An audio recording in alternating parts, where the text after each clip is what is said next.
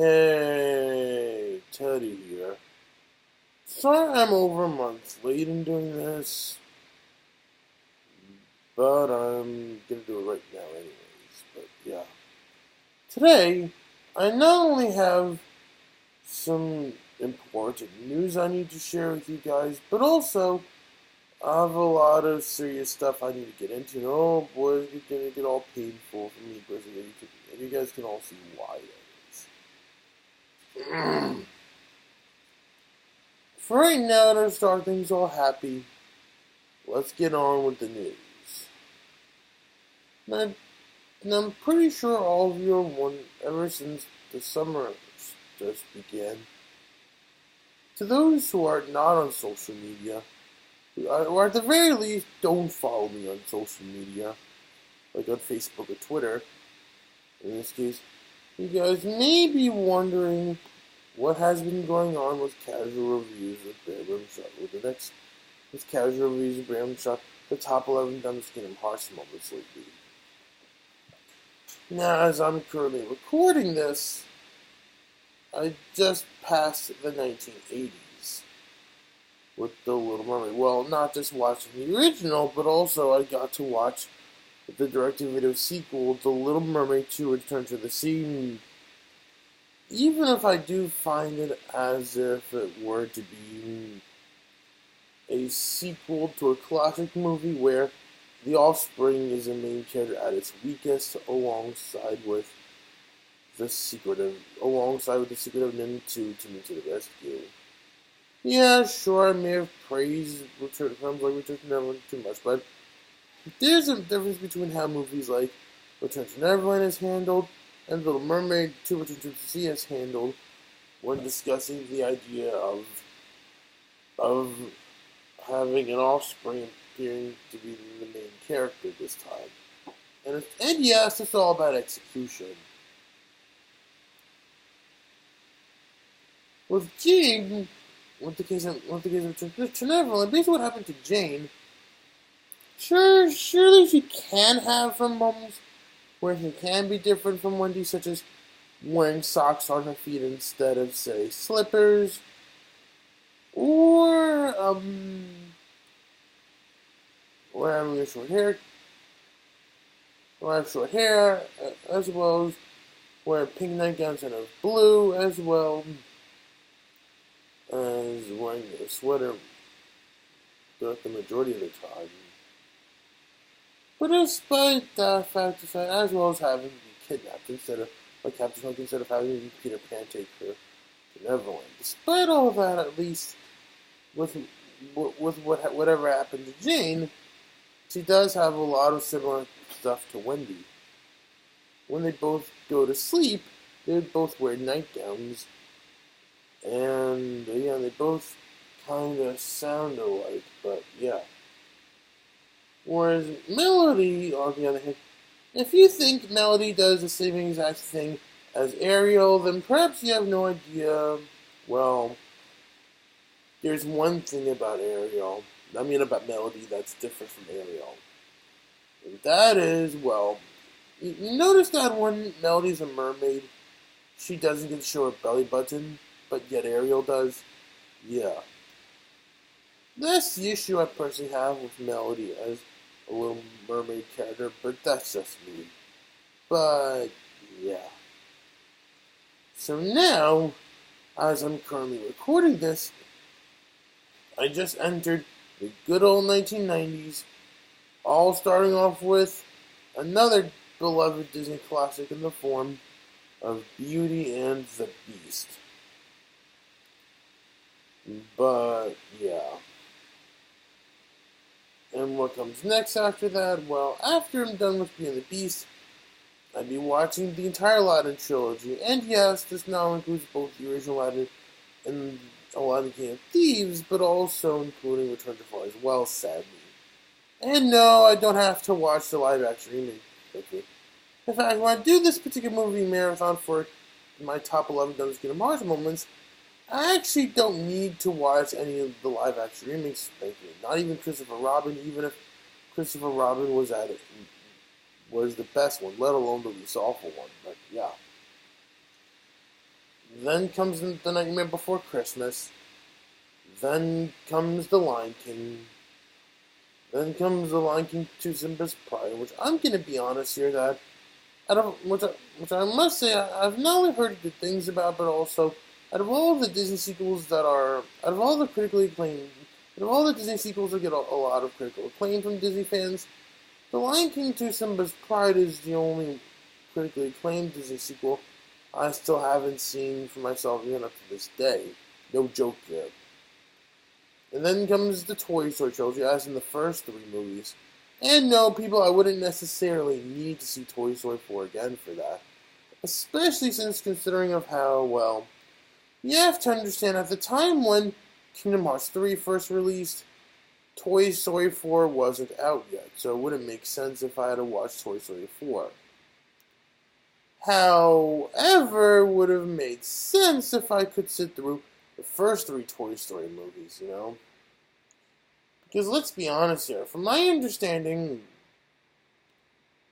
based on how the Toy Story universe is handled in Kingdom Hearts 3, it's supposed that it's between the events of it's between the events of Toy Story 2 and Toy Story 3. Then comes Hunchback of Notre Dame. Then comes Hunchback of Notre Dame 2. And yes, I'm going to watch that as well, no matter what you guys say about that movie. Next comes Hercules. Next comes Mulan. And no, people, I don't need to see Mulan 2 for this one. As I would say, The Hunchback of Notre Dame 2, the reason why that is because you have to understand that when it comes to Hunchback of Notre Dame 2, I get not all of you like that movie. However, you can't deny there is one good thing worth saying about the movie, that is, well, not only does Quasimodo finally get a love interest, but also, to make matters even more exciting for fans of the original Hunchback of Notre Dame, the original voice cast, the entire original voice cast reprised their roles. And, you know, I'm gonna be honest, let's be honest here, it's not every day that you guys get to see that, sadly, you know? Whenever, say, Walt Disney feels like doing a sequel to an animated classic. Definitely not every day you guys would see such a thing, you know? Sure, we got a lot of Thieves that I could have also seen, but yeah. Films like Return to Jafar, Mulan 2, no way, Jose. Even though with the case of Return to Jafar, the only reason why Robin Williams couldn't reprise his role as the genie would all come down to the fact, well, to get to reprise the role as the genie. Let's just say he refuses so badly just because, well, when he was making the original Aladdin, Disney's chairman at the time, Jeffrey Katzenberg, did treat him like dirt. No joke. It's true. It's a fact. But, yeah. Whereas when addressing sequels to Walt-era movies like Bambi, Fantasia, Cinderella, Peter Pan, The Jungle Book, or Winnie the Pooh, you can tell the folks at Disney in general don't typically get their respective original voice actors. Since most of these people who originally voiced these beloved characters would typically have died at that point when sequels to those particular movies yet to be made. And yet, when Disney do get to make these particular sequels, they do, however, typically get really talented voice actors to voice these beloved characters. Like, for example, Return to Neverland brought in Blaine Weaver, who voiced Peter Pan, who already voiced him in House of Mouse at that point, and reprised his role as Peter Pan in Connect Disneyland Adventures and The Lion King 1.5, as well as Corey Burton as Captain Hook, whom I will honestly say Corey Burton has voiced Hook since the 1980s, obviously. And then, of course, you got Jeff Bennett voicing Mr. Smee, whom he's been voicing Smee since then, even up to this day, including having to reprise his role as Smee in another Disney Studios produced film, being The Pirate Fairy, which I also liked. And it's no Peter Pan 3, but it's passable. And with the case of Cinderella, you have Jennifer Hale, who does such a great job voicing Cinderella up to the point that she even got to reprise her role as Cinderella. It's no surprise that she not only got to reprise her role as Cinderella in both House of Mouse and in Kingdom Hearts Birth by Sleep, but also in Ralph Breaks the Internet as well. Which I'm going to be honest with that I feel glad to see that Jennifer Hale would get to reprise her role as Cinderella in Ralph Breaks the Internet. Since it's the same exact person who already did a good job voicing the character in both Cinderella 2 and Cinderella 3, regardless of what you think about the Cinderella sequels. But, yeah. Eileen Woods would have been proud of Jennifer Hale's performance as Cinderella. Whereas with the case of the Jungle Book, well, you got John Goodman voicing Baloo, who does fine as Baloo. And then, of course, you have Tony Jay, who got to voice Shere Khan, and you got Jim Cummings voice not one, not two, but three Jungle Book characters consisting of King Louie, which only inhabit in Tailspin and via appearances in theme parks, as well as Colonel Hathi and Kaa. Whereas with the case of Winnie the Pooh, yeah, might as well have to take a look at all the movies made in the 2000s. Let's go check out not just all the theatrically released Pooh movies made by Disney Studios, consisting of the Tigger movie, Piglet's Big Movie, and Pooh's Cephal movie for yourself, but also all the direct-to-video movies of Winnie the Pooh, plus the 2011 Winnie the Pooh movie, as well as all different Winnie the Pooh TV shows and games, too. I mean, don't get me wrong, I enjoyed Christopher Robin, but, yeah. It could have been better if Disney could have brought back the cast from the 2000 Winnie the Pooh movie to reprise their roles. I mean, at least we got Jim Cummings to reprise the roles, Pooh and Tigger, and we got, what's his name? I know he not only previously voiced Eeyore in a Winnie the Pooh computer game, but he also reprises roles Eeyore in Ralph Breaks In as well. Anyways, oh yeah, I know the name now, Brad Garrett. Yeah, he reprises his roles Eeyore in there. But yeah.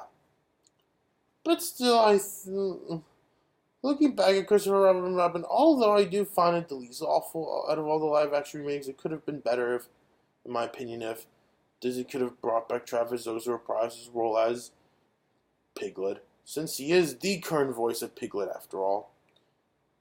And they most certainly could have brought back Tom Kenny to reprise his role as Rabbit, you know.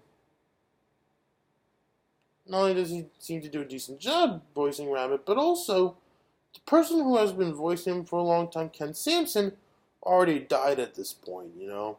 But yeah,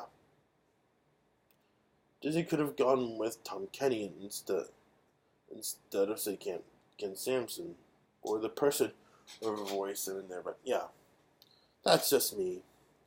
Anyways, then once I'm done with Mulan, next comes Tarzan. Then once I finish watching Tarzan, then I can might as well at that point say goodbye to the 1990s and say hello to the 2000s. Or should I say goodbye to the 20th century and say hello to the 21st century. And no, I wouldn't necessarily need to watch Fantasia 2000 again, for I already watched it after I finished watching Fantasia. Only to help me understand what I'm watching, to help me be able to critique properly when I do my top 11 dumbest Kingdom Hearts moments. However, the next movie I would consider watching would be Monsters, Inc., as well as Lilo and Stitch, as well as the entire Pirates of the Caribbean saga, as well as Mickey, Donald, Goofy, the Three Musketeers, and sadly, Chicken Little, as well as Ratatouille. And then comes the 2010s, though there are only 3 movies that I need to watch in the 2010s. And no, people, Toy Story 3 and Tron Legacy both don't count in this case. 4, I would have already watched them through Tron. And no, people, Tron Legacy, Winnie the Pooh, and Toy Story 3 all don't count in this case. Nor even any live-action remakes, because hear me out why that is. With the case of, say, Tron Legacy, Toy Story 3, and Winnie the Pooh, I would have watched them through either Tron, the first 2 Toy Story movies, or the other theatrically released Winnie the Pooh movies, the ones that are hand-drawn, if you know what I'm talking about. And don't even get me started with Ralph Breaks the Internet and Frozen 2 either. Don't get me wrong, I love Ralph Breaks the Internet, and I actually enjoyed Frozen 2, it's just too irrelevant at this point. But, yeah. When I enter the 2010s, there are only 3 movies I need to watch, consisting of 10, all of which are actually, I must say, all part of the Walt Disney animated canon, and are all computer animated, consisting of Tangled, Frozen, and Big Hero 6. But then once I'm done watching Big Hero 6, then I might as well play the Kingdom Hearts games. Then once I've beaten Kingdom Hearts 3, this is the moment where I might as well write the script for the episode, and yeah. Those are my plans for my top 11 dumbest Kingdom Hearts moments as Making It goes, and I mean it in this case. But yeah. Anyways, as for anything I'll be uploading for this summer, well, in August, you can expect me to upload 2 new Downfall parodies coming out soon, and 1 more in September. And then for those who don't follow me on social media either, those who are either not on social media or at the very least have me blocked for whatever reason, I did recently open up a survey where you guys get to help improve me as a YouTuber in this case. And keep in mind, as much as I can be proud of certain things I've done, at the same time I can and will honestly admit that I look for improvement every day, all the time, you know. I want to make sure that all of you guys watching this are all getting the best entertainment you all rightfully deserve from me, but yeah. And I'm pretty sure, and to those who already did check it out via social media, like on Facebook, Twitter, or Discord, I'm pretty sure all of you watching this are probably gonna be asking me a lot of questions. How dare I do this, and how dare I do that? But yeah, I'm gonna answer them right now. Now, for those who have checked out my survey, you guys will not only be able to write what you guys like about what I do, but also, you guys will also get to write how I can improve as a YouTuber. And yet, when I write myself about when I ask you guys how I can improve, I did actually mention the name of another viewer. Well, I did that on purpose, and hear me out on why that is. Well, you see, the thing that bugs me about Eldon is he's a major weirdo, you know. He can be weird, you know. The issue I have with Eldon is, what I'm trying to say here is that Eldon, as you can see, would suggest me to do some childish things. You know, things that are, you know, unrealistic to my standards, you know. That's why I write that about Eldon, but yeah. He is just a major weirdo to be around, but yeah.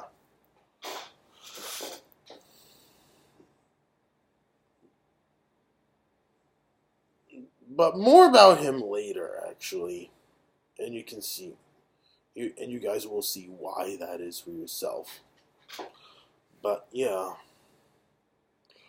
Also, another frequently asked question, I'm sure all of you guys are probably going to ask me, why would I want to do another My Little Pony themed project for my second annual Viewer's Choice, this time featuring the likeness of Pinkie Pie? It's a rather long story. To keep this long story short, for those who don't know, now I noticed when I was doing voting for my first ever annual viewers choice, I noticed a lot of you wanted me to do a steamed hams dub for My Little Pony really badly. Don't worry, people, I have not forgotten about that just yet. If I could be very honest with you, it's been taking me too long to release it. Not that I refuse to, but rather, well, let's just say I currently have a role reserved for a certain cast member who's been taking care of personal matters first before going on to voice this particular character. Well, actually, there are two characters she was supposed to reprise her role as, being Pinkie Pie and Spike. However, at that same time, while she was taking care of her personal matters, I found someone else who was able to do the voice of Pinkie Pie in my steamed hams My Little Pony dub. So thus, I promised her that the next project I would work on with Pinkie Pie, she gets her turn herself to voice Pinkie Pie, one of my projects this time. So far at this point, there are 3 projects I could have used Pinkie Pie for at this point, whenever I feel like it. First off, you got a Vanellope Meets the Disney Princesses dub based on Pinkie Pie I could have done. And then, of course, you got a Cat in the Hat My Little Pony audiobook where Pinkie Pie plays a role as the Cat in the Hat. And then you have a Green Eggs and Ham audiobook where Pinkie Pie plays the role of Sam I Am. I'm sure all of you are probably going to be asking me why I would want to make an episode that's either Marvel themed, Nintendo themed, Dr. Seuss themed, and Death Battle themed. I'm actually a fan of all those things, all the episodes I listed I would love to do, you guys can vote for either from Marvel, from Dr. Seuss,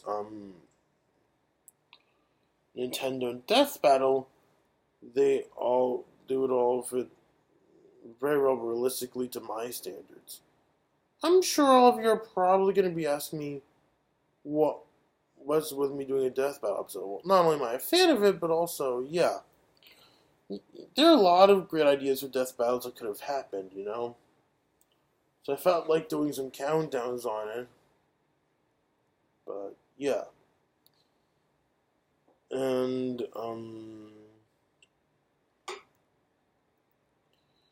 and another frequent asked question I'm sure I'm gonna get,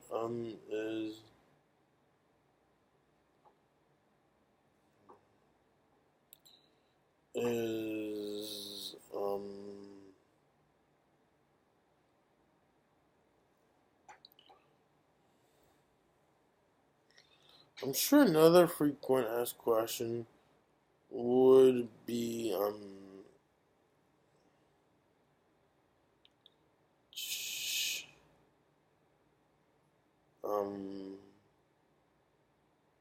oh yeah, right.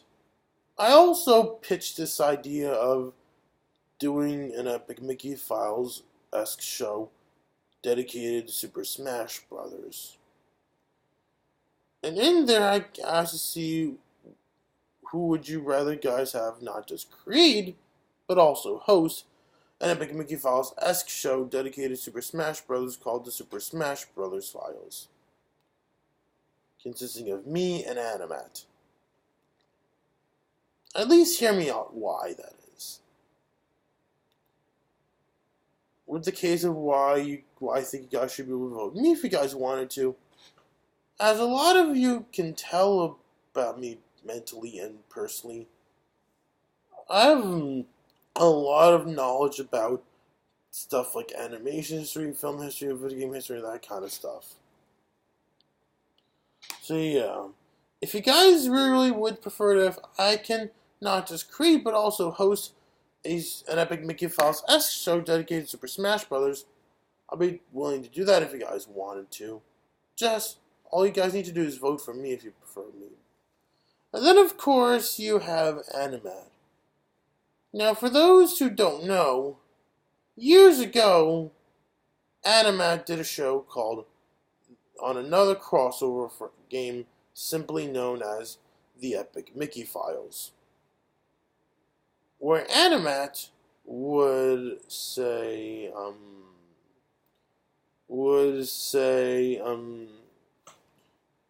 look at all the forgotten Disney characters who inhabit the wasteland, particularly all those in the main games, plus Miserable who appeared in Castle Illusion.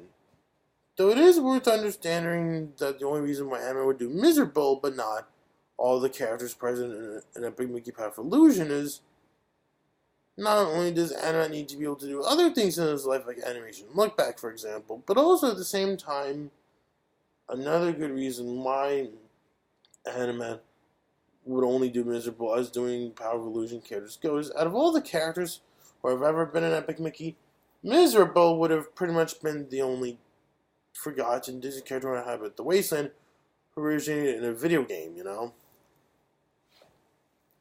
That's why.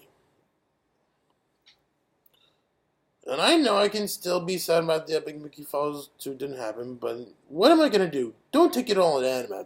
Blame it on Disney, obviously.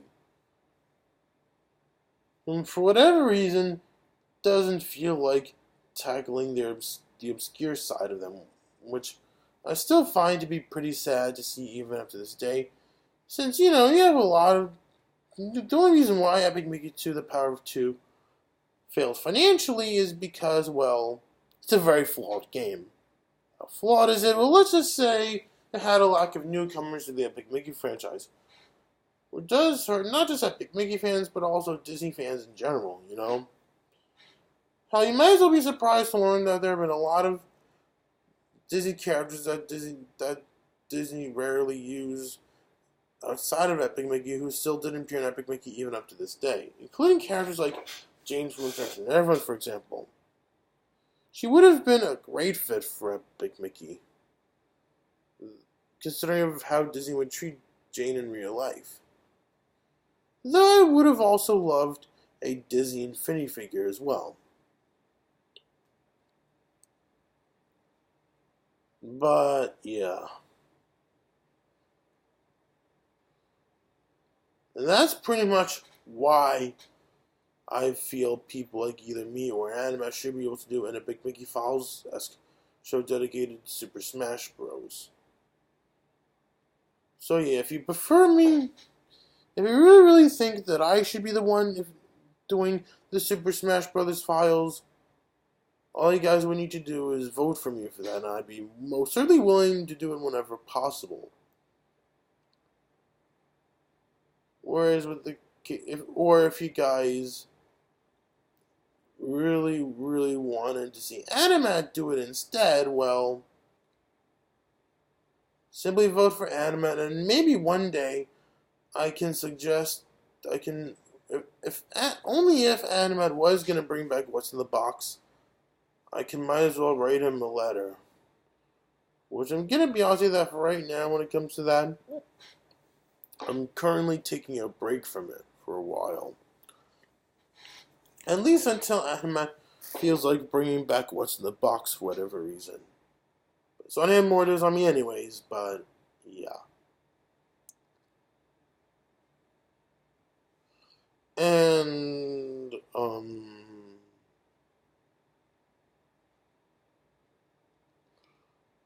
yeah, now, time to get into the many different things I need to address here. Now, lately, I've been getting a lot of weird suggestions, A lot of which of the following are not happening. live streams, which I must say, the issue I have with doing live streams is with nobody even cares about live streams. Okay, yeah, maybe you have those who do, but even when they do, the only live streams people would rather watch are typically YouTubers that are actually popular, you know? Either YouTubers who are popular, like Jaime2, for example, or, or, or when big events happen, like, say, Comic-Con, for example, D23, or Star Wars Celebration, or even E3, or even, say, based on the things they love to watch on TV. Whether it be news, sports, cartoons, or even movies. But, yeah. Don't expect me to do any live streams anytime soon, and I mean it, you know? And besides, I would much prefer if you guys can watch whatever I do anytime you guys like to. But that's just me. Though if I were to do any live streams, maybe movie and TV marathons I could do if I wanted to, but other than that, that's not happening. If I ever do live streams in the future, I'd only do ones that I know I would have been violating copyright laws. Like I feel like doing a movie marathon or a cartoon marathon. And also another suggestion I always get would be for me to be able to edit my own vlogs. Also not happening. And if I can be very honest, why don't I ever get to edit my own vlogs? Well, in all honesty, I rightfully refuse to, for I wouldn't necessarily need to, you know? I wouldn't be, walking around on camera like of how Pickle Boy or Seth Fels would do it, far from that. But instead, what I would do is, I would pretty much do like as if I were a news anchor in this case. More like, say, Review Tech USA, for example, where I'd just be sitting down, looking towards the camera to you guys, to know that, for you guys to know that I'm actually talking to you guys on camera.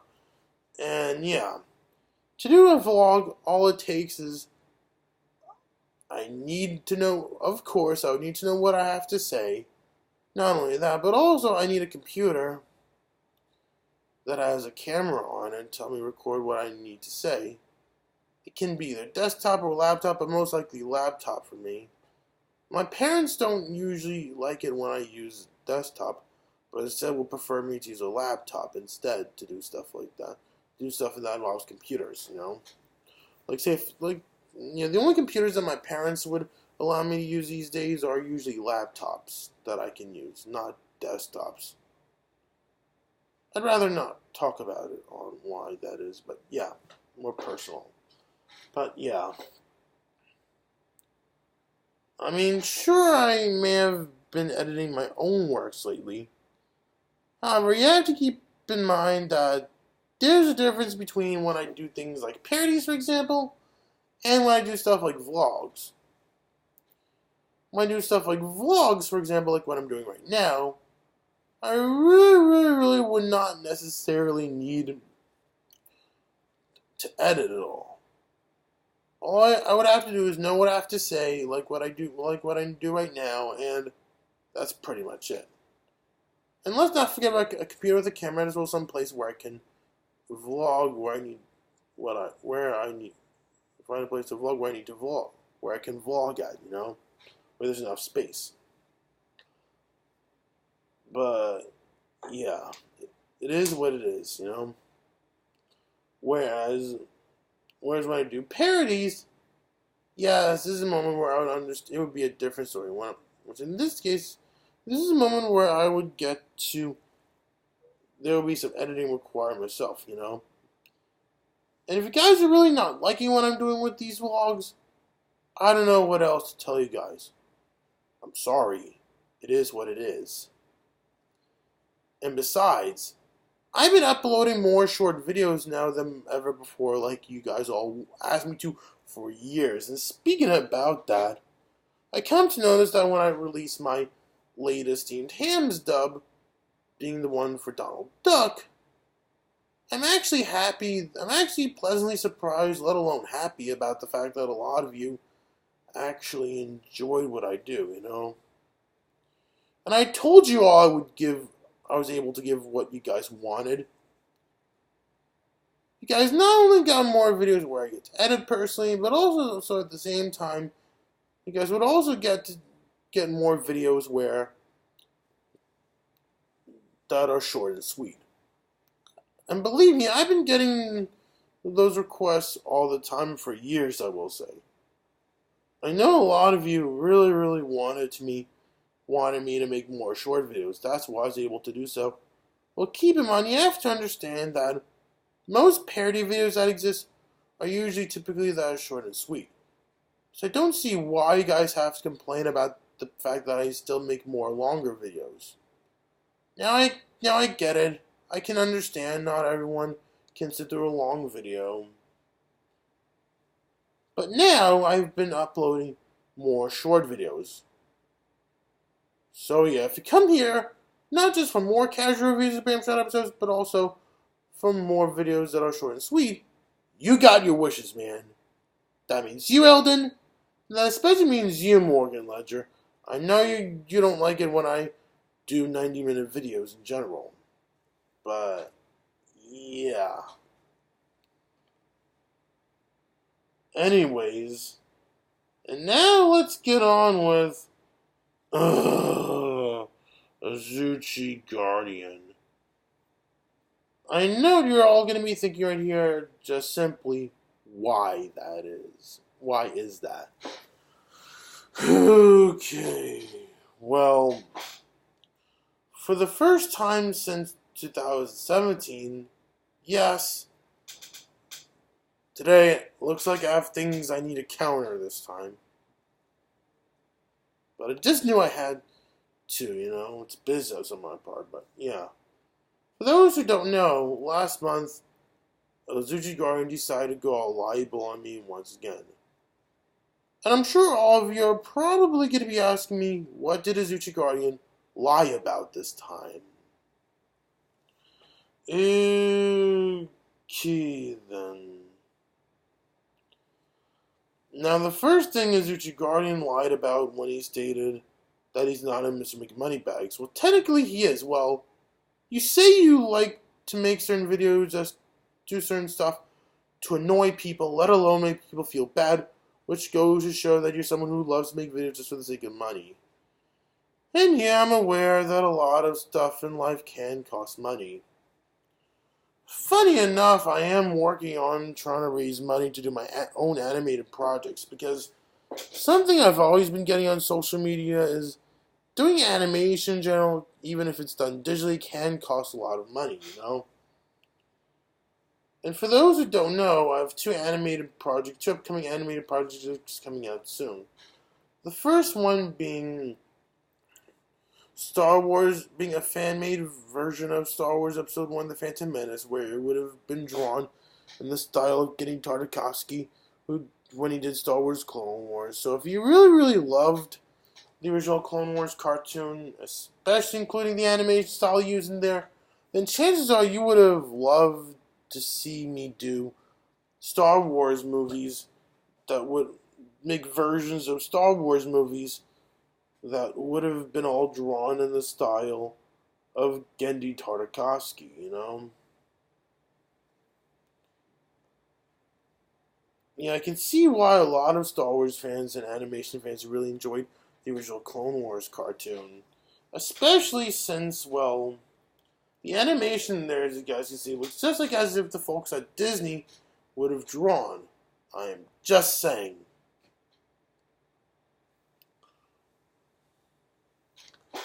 I'm just saying that Star Wars Clone Wars looks just like as if the folks at Disney would have drawn. But that's just me. But yeah, and anybody already who knows me very, very well should know how much I miss hand-drawn animation. Also, another animated project I also have in the works. Well, hopefully, just in time for the 30th anniversary of the Little Mermaid, I get to do a new series of parody videos this time. Well, for the 30th anniversary of the Little Mermaid, you can expect me to release not one, but two Little Mermaid themed projects. The first one being a steamed hams dub based on the Little Mermaid, and the second one being an animated project. Well, now, do you guys remember Ariel's transformation from the Little Mermaid? Well, it's pretty much that, only this time it would have been fully uncensored. Yes, usually I tend to be more family friendly on my part, but rarely will I ever get edgy on my part. And I mean, rarely, you know? And the only reason why I would want to do such a thing is because, well, I'm just doing it for the sake of as a Disney fan at heart. Besides, anybody who knows me for a longer period should obviously know how much I have a long history doing things with Disney creatively. So that's why I would ever want to do such a thing, but yeah. And another thing AzuchiGuardian also lied about would be when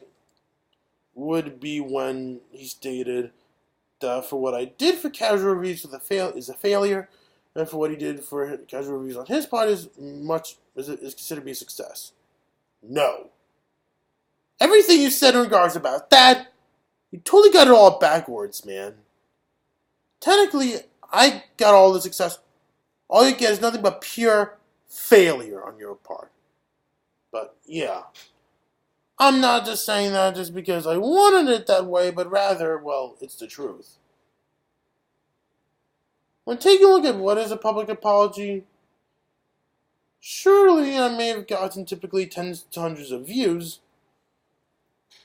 However, if we're also going to count the first two episodes of casual reviews of bearRimshot I made, being the Disney Infinity and the Return to Neverland episodes, chances are, unfortunately, for you AzuchiGuardian, you foiled your plans to do whatever you wanted to do with the series.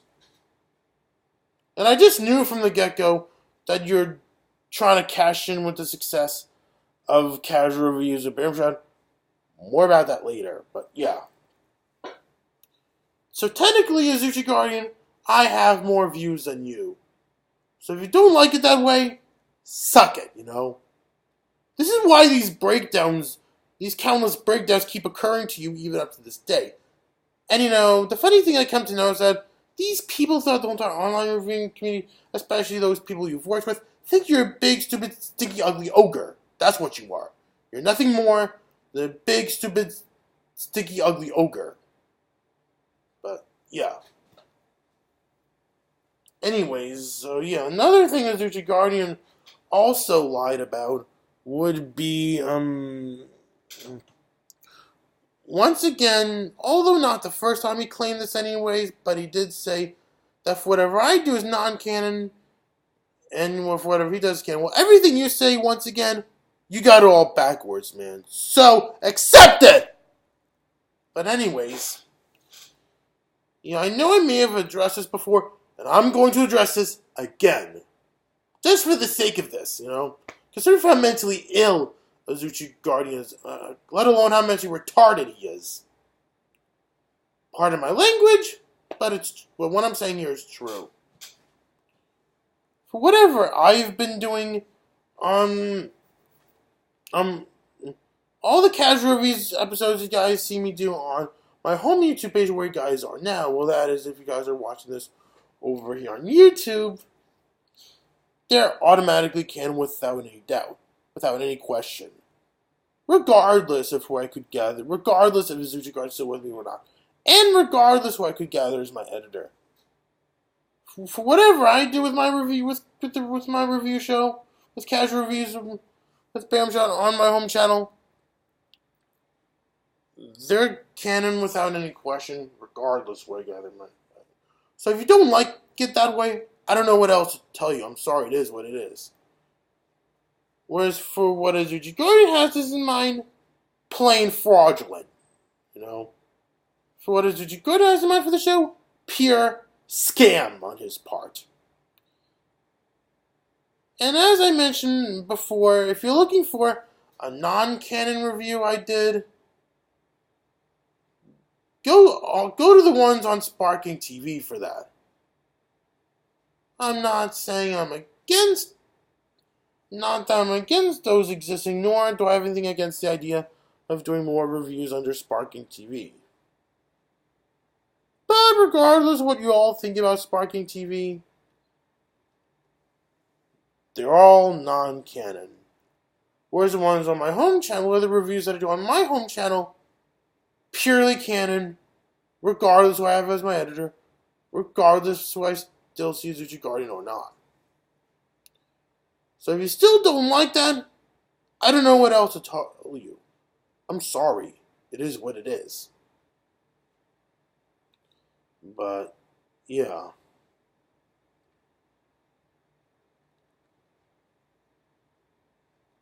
And another thing AzuchiGuardian also lied about when he mentioned that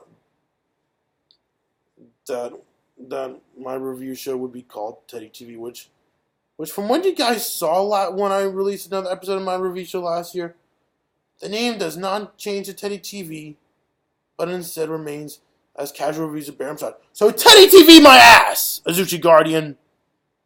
But yeah, in all seriousness, there's a good reason why I would simply leave it as Casual Reviews of bearRimshot. Don't go back to Teddy's reviews, and don't change it to Teddy TV. At least hear me out why that is. I know I've explained it before, but I've yet to explain it for the sake of how mentally ill and how mentally retarded AzuchiGuardian is. Okay then. Now I come to notice that a lot of you guys, back when I released the first 2 episodes with the help of AzuchiGuardian, a lot of you really love the idea of calling my review show Casual Reviews of bearRimshot. That is why,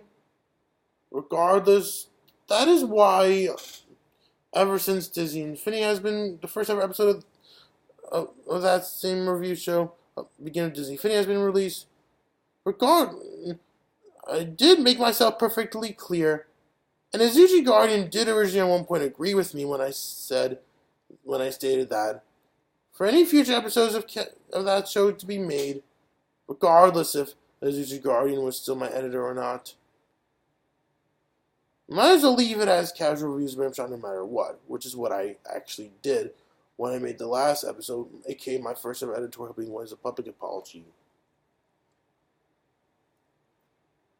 But yeah, and when it comes to what is a public apology, yeah, I just knew AzuchiGuardian's is gonna say some negative stuff about it, but yeah.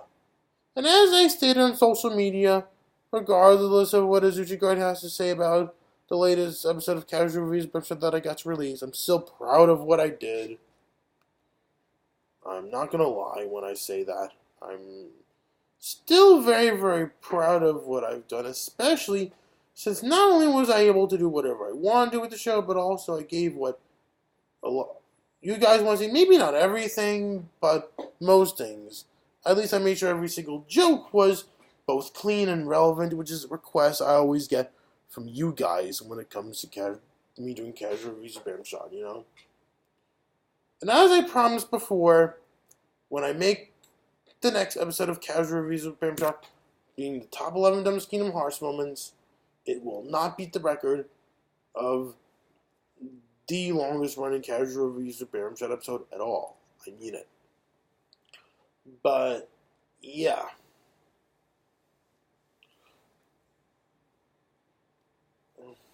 And looking back at what is a public apology, if there are any quirks I had if there are any mistakes I admittingly made making that episode, well, to be very honest with you, there aren't that many mistakes I made when making that episode. At least not as much as, say, Return to Neverland with the help of AzuchiGuardian. I'm not just saying that just because I feel so happy I was able to continue the show without AzuchiGuardian, despite what a big baby he turned out to be when I rightfully wanted to move on from him. But also, yeah, there are very few mistakes being made, actually. If you guys want to know what went wrong, outside of all the behind-the-scenes stuff I keep talking about, yeah. Now, like I mentioned before, it was such a painful episode for me to make, in all honesty. However,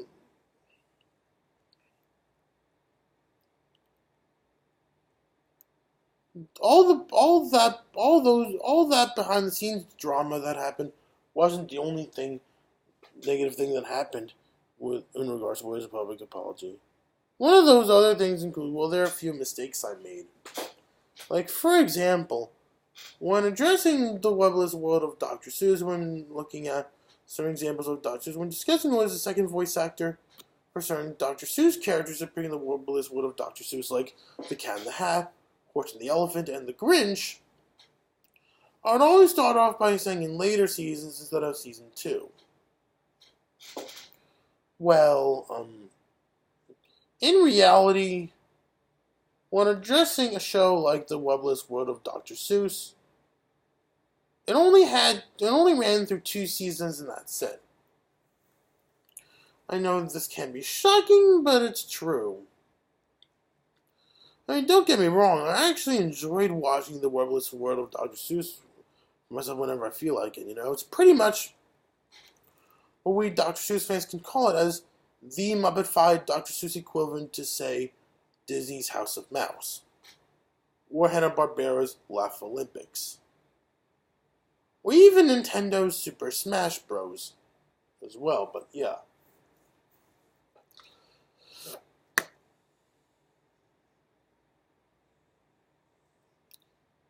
And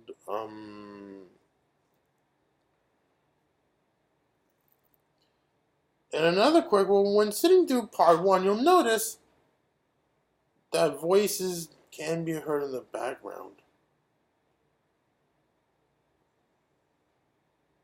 That doesn't mean, well, technically it wasn't always, when I was releasing What is a Public Apology on YouTube, it wasn't always going to be a full 8-parter, but rather, I would have rather released the entire episode all into one. However, I've had some serious issues, most likely something to do with copyright, I guess you could say, but yeah, I had technical issues uploading the whole entire episode, thus I had to separate it into parts. Thus, that's why you guys got to see me separating parts. When taking a look at the first part, it may seem a bit rushed, but the rest of the episode looks perfectly fine as it is. But yeah, and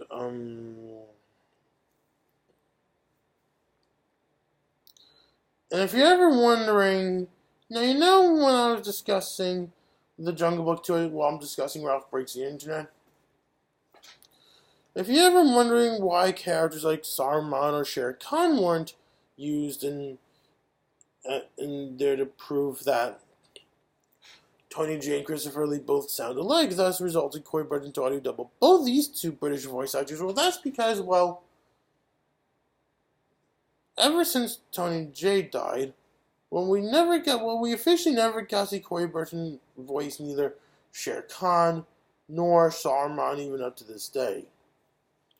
I know this can sound sad considering what a great job he does as both Shere Khan and Saruman, but it's true.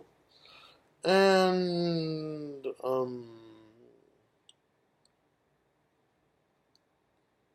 yeah. Technically, there are not many quirks in What is a Public Apology as there is in Return to Neverland. Not just because of AzuchiGuardian, but rather, yeah, It is what it is. Yeah, something I've learned in life is that everybody makes mistakes, even myself, but that shouldn't stop me from improving. Which also leads me to point out this other lie that AzuchiGuardian made up.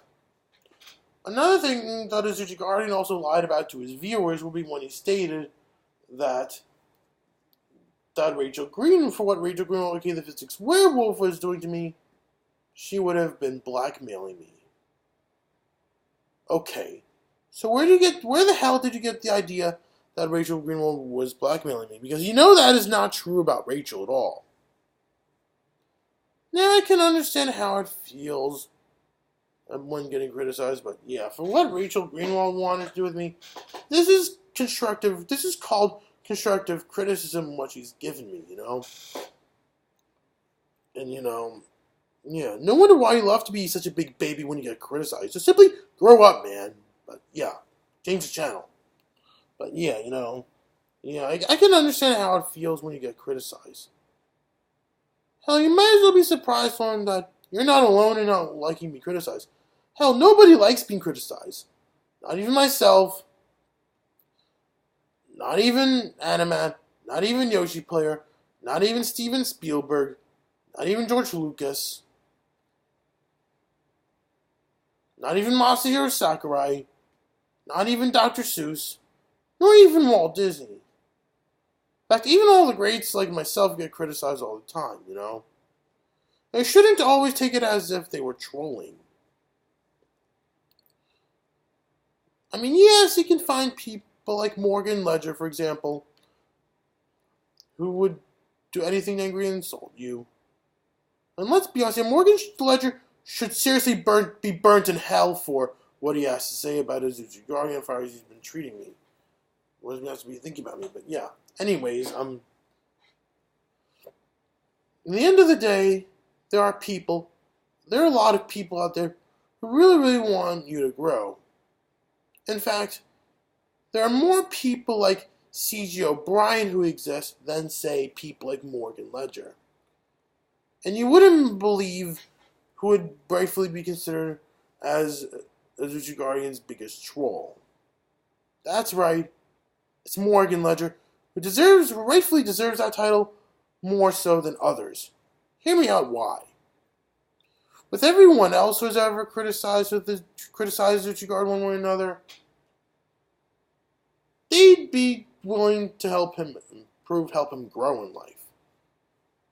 Whereas with the case of, say, Morgan Ledger, on the other hand, he would do anything to angrily insult AzuchiGuardian for how he is as a content creator, you know? You guys see why I called Morgan a pedophile last year? That's because Morgan, as you guys can see, clearly has little to no understanding of how, say, when others, like AzuchiGuardian, for example, want their privacy. So if you know someone by the name of Morgan Ledger, go take action on him immediately. But, yeah. In all seriousness, yeah, that's what really is bugging me about Morgan these days, is he turns out to be someone who really has absolutely little to no understanding for people with disabilities.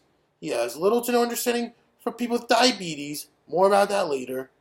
He has little to no understanding, and he most certainly has little to no understanding for people who want privacy. And he would most certainly, well,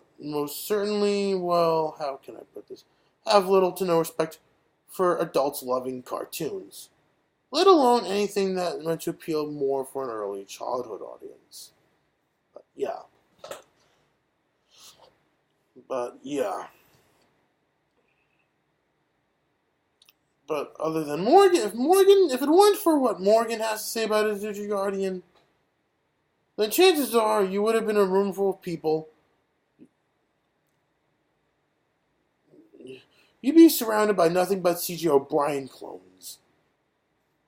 By that, I mean people who want to help you grow. And yes, AzuchiGuardian, I actually personally know who C.J. O'Brien is.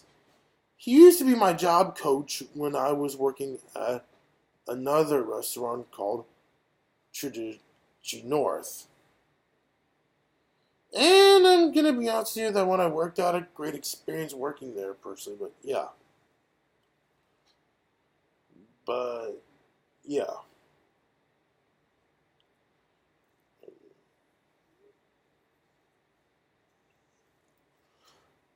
But yeah. And in regards to what you said about Rachel Greenwald, yeah.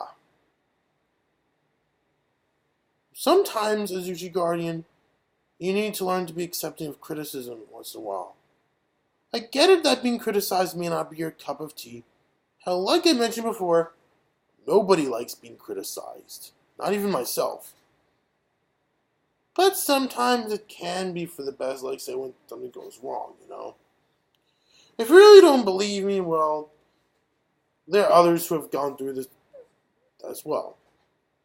Now, I'm pretty sure you know who the fridge Animat is, which every time I mention Animat, I just knew you're going to be a major Sony fanboy about. Says, I know how much you love to troll Animat these days, and yeah, and consider what you have to say about Animat AzuchiGuardian just makes you sound like nothing more than a major Sony fanboy. But yeah, when it comes to Animat, yeah. As you can tell, he would also be one of those people who have been criticized as well. Well, having to meet a lot of people who have angrily insulted him, mainly those who would go angrily insult him for being a hater of Sony Pictures Animation. At the same time,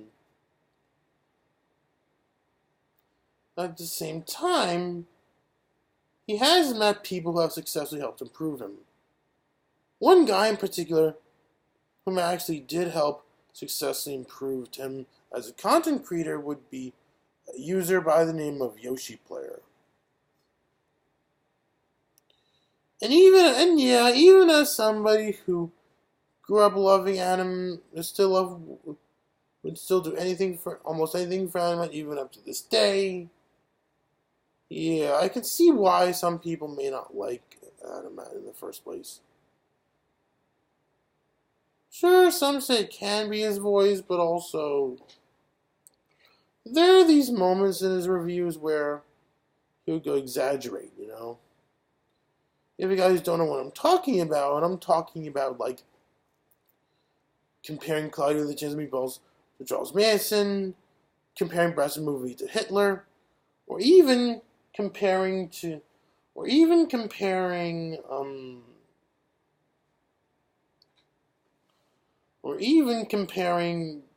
Emoji Movie to Donald Trump.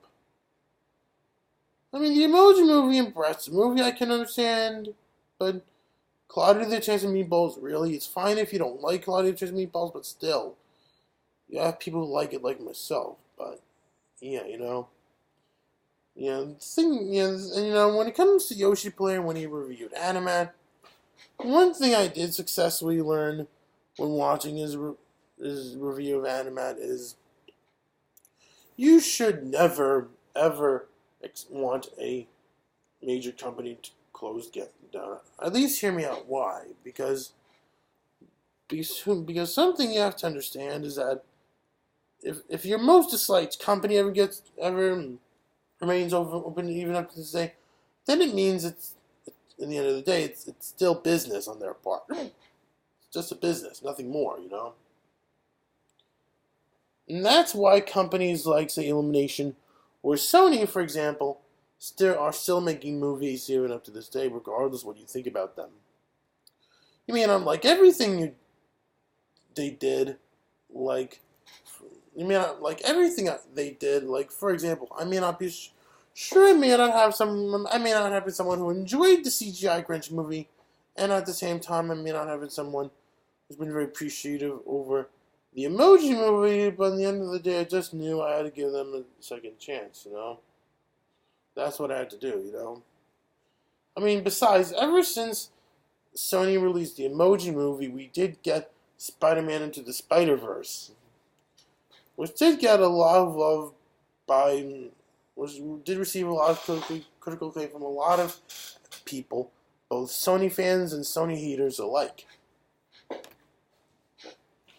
And when it comes to Sony Pictures animation, yes, I can be appreciative as well, but yeah. If anime hates Sony, let him hate Sony if he wants, but yeah. And considering of how Yoshi Play would feel about Illumination, and if Ahmad would feel about Sony, I would have felt the same way, not just with AzuchiGuardian, as you guys can see, but also Disney Toon Studios, for example, and yeah, I even also feel the same way about, Image Movers. Why that is? Well, with the case of Disney Toon Studios, while I typically enjoyed most of their works going up to Little Mermaid Ariel's beginning, I mostly enjoyed when Sharon Moore was in charge of Disney Studios. However, when you have John Lasseter in charge of Disney Studios, as much as I love John Lasseter for what he did under Walt Disney Animation Studios and Pixar, as well as when he does English dubs of various Studio Ghibli films, I find what John Lasseter was doing for Disney Studios to be a major disappointment. Not just because of Disney Studios' existence, but also rather, well, let's just say, it was rather disappointing that he not only gave us a lack of hand-drawn animated films, only two consisting of The Princess and the Frog and Winnie the Pooh, but also a lack of sequels to Disney classics, outside of a bunch of Tinkerbell movies, being Ralph Breaks the Internet and Frozen 2. Yeah.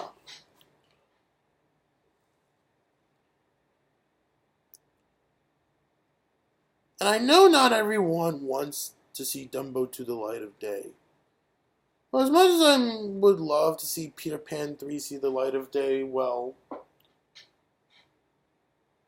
it could have been great if John Lasseter can make Dumbo 2, if you want to. At least hear me out why that is. Now, only if John Lasseter dare greenlight Dumbo 2, it wouldn't be the first time John Lasseter would ever make a movie based off of a property he admires.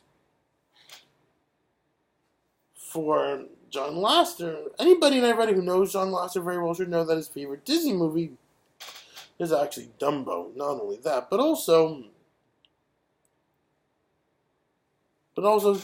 only if John Lasseter did greenlight Dumbo 2, it wouldn't be like I mentioned before, it wouldn't be the first time John Lasseter would ever make a movie, would ever do work on a project based off something he already admired. Before he already did get to do so by doing English dubs of various Studio Ghibli films released under Disney. Anyone who knows John Lasseter very well should know that he's not only a fan of Dumbo, but also he's a fan of the Studio Hayao Miyazaki as well. That's why I feel John Lasseter could have given us Dumbo 2 as long as, he had great ideas in mind. But sure he could have. I'm just saying. But yeah, whereas with case of Image Movers, well, something I always come to know about Image Movers is that when people discuss this one bad movie they made being Mars Needs Moms, there are people like Huey Tumor, for example, who would always act very unprofessional when they review Mars Needs Moms. What can go wrong with that? Well, let's just say there are those people like Huey Tumor, for example, who would much rather have the studio closed down, which I find to be rather unprofessional, now that I think about it. I mean, yes, Mars Needs Moms is a really bad movie, let alone mean-spirited. However, the Yellow Submarine remake, although maybe subpar to the original and subpar to the greatness that Tintin has to offer, could have been something good. I'm just saying. Even though out of all the movies that Image Movers was making at the time, I was personally more excited about the long-awaited Roger Rabbit sequel, only because when you're doing a sequel to Frame Roger Rabbit, you're doing a sequel to a crossover movie. So this ain't even Mrs. Doubtfire. Obviously, but yeah. And speaking about Yoshi Player, even Yoshi Player would go through that on his part as well. Because, and yeah. And he even admitted that in his Animat review as well. Claiming that he made this animation he did years ago, a while back, and that he was so proud of that, that when he got criticized over that, he didn't like it at first, but then he realized that, yeah, people are wanting to help improve him, you know?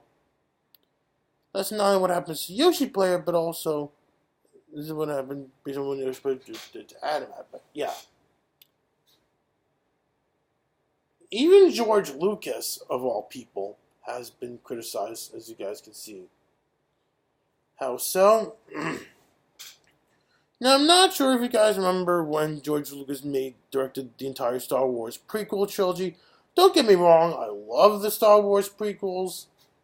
However, George Lucas did make up a really valid point when he said, now there is one thing there's one thing in particular I do come to realize about myself in general, where, well, there is a saying that George Lucas did make up that did teach not just me, but also others in life of how that. Now, have you ever noticed, to all the filmmakers watching this, you know of how when you imagine yourself just making a simple movie, right? All you do is nothing but get criticized, you know?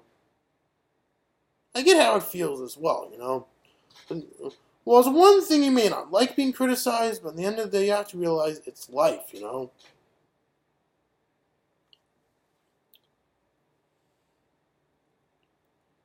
Being criticized is not always a bad thing. Sometimes it can be a good thing. Well, when it comes to being criticized in general, well, as much as I love to get more praise than criticism, well, yes, that's something I've learned, you know, in life, is that, today's lesson, if you really, really want to build success in life, all you would need to do is simply change the channel, grow up, and be open for criticism once in a while, you know? Those are all things I just knew I had to do on my part in order to help me build success, you know? It's not just with me and you, but also everyone, you know? But, yeah. Yeah, and you can see why I still keep doing Change the Channel and AzuchiGuardian even up to this day. Is when you look at someone like AzuchiGuardian, he refuses to grow up. He refuses to move on from people like me, you know? He likes to get all sentimental over what he did with people like me in the past. I'm not saying being sentimental is necessarily a bad thing, just look at me. I get sentimental all the time. But based off how AzuchiGuardian presents himself when he gets all sentimental, he does it all in a very creepy manner, I will honestly say. But, yeah. And also, another thing AzuchiGuardian also lied about would be when he claimed that for what really happened to Nicholas Century, when I considered him as editor of the series, that he got fired permanently. Technically, that's not what really happened to Nick at all. I mean, true, Nicholas Century didn't get to be my editor as I originally wished to. However, that just because Nicholas Century aka Banana Gamer 105 is no longer my editor, that doesn't necessarily mean he's not a part of the casual reviews of bearRimshot creative team anymore, let alone the state of productions. Well, currently I do, however, have Nicholas Century as my title card on. When it comes to Nicholas Century, he's still part of the creative team. However, he'd be making title cards this time. Because the reason why that is because you have to understand that what made Nicholas not be my editor anymore, well, to keep this long story short, he had transportation issues. Well, to keep this long story short, I live in Westchester County, whereas Nick, on the other hand, lives all the way down Long Island. So that's what makes it all difficult, you know? Even though he's yet to move to Brooklyn, but yeah. And since Nicholas Center knows how to draw on his part, at least I got him as my title card artist at the very least. So don't... So if you really don't like the fact that I have Nicholas Center as my title card artist, all I can say is, don't at me for that. Don't ask me to fire him just because he was somebody who likes My Little Pony, someone who's gay. That means you, AzuchiGuardian. Even though Nicholas Centra is technically straight, and Nicholas Centra is not a fan of My Little Pony anymore. I am not going to lie to you all when I say this. If you want to know what Nicholas Centra's favorite TV show is, there are two in particular. And it's not the Teletubbies, and it's not My Little Pony. But rather, Teenage Mutant Ninja Turtles and Power Rangers. I'm not going to lie to you all when I say that. It's true. You can ask Nick if you want about that, but he'll tell you for a fact that it's the case. And, as for his vacation place, as I've addressed in the past, it would be Massachusetts, not Teletubbyland. Besides, Teletubbyland doesn't even exist anyways, obviously. It's non-existent. It's Golem. Massachusetts is where Nicholas Centra goes to, but yeah. And also another thing, AzuchiGuardian, and also I'm sure all of you are probably wondering whether or not are there any scripts I'm currently writing at the moment. Well, there are two I'm currently writing. The first one being a game called, that I've been long wanting to make, which I'm sure a lot of you may have heard me talking about, being Battle of the Groups. Now, whenever I feel like, whenever I have free time, I've been trying to make sure that I edit the script, you know? Making sure it looks presentable enough for me to be able to make a presentation teaching you guys how to play Battle of the Groups. And yes, people, a presentation based on how to play Battle of the Groups will actually be made. And,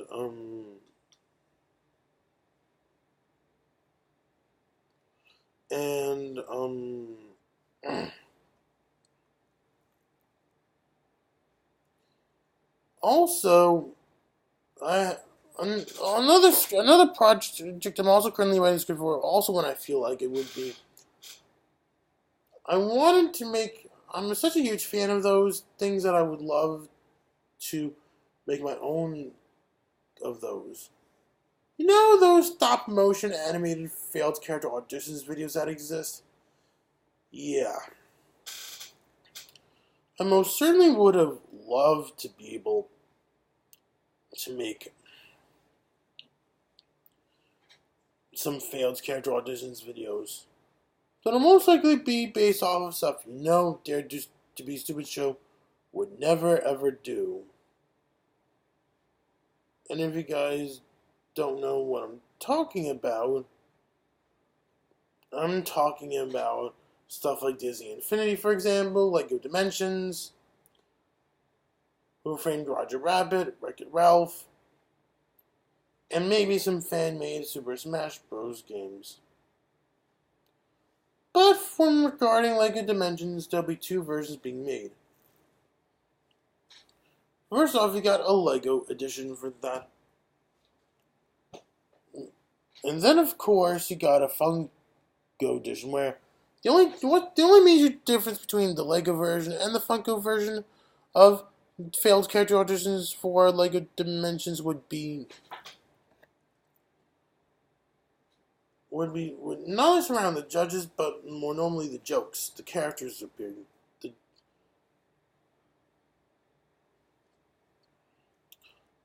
the characters auditioning.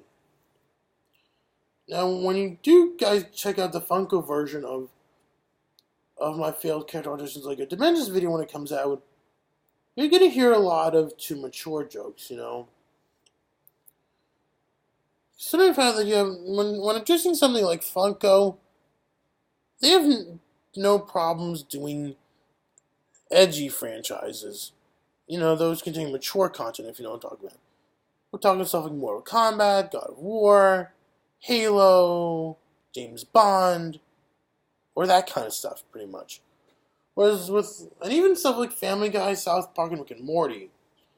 Whereas for Lego Dimensions, whereas for Lego, on the other hand, and if you know your Lego stuff very, very well, then you guys should obviously know how much Lego is not a fan of tackling mature content. Hence, that's why we never got any Lego Dimensions figures of stuff like Family Guy nor Mortal Kombat. And I know that can suck for those who say if you're that big of a fan of epic battles, but it's true. About stuff like Family Guy and Mortal Kombat. And even several Japanese anime, you know?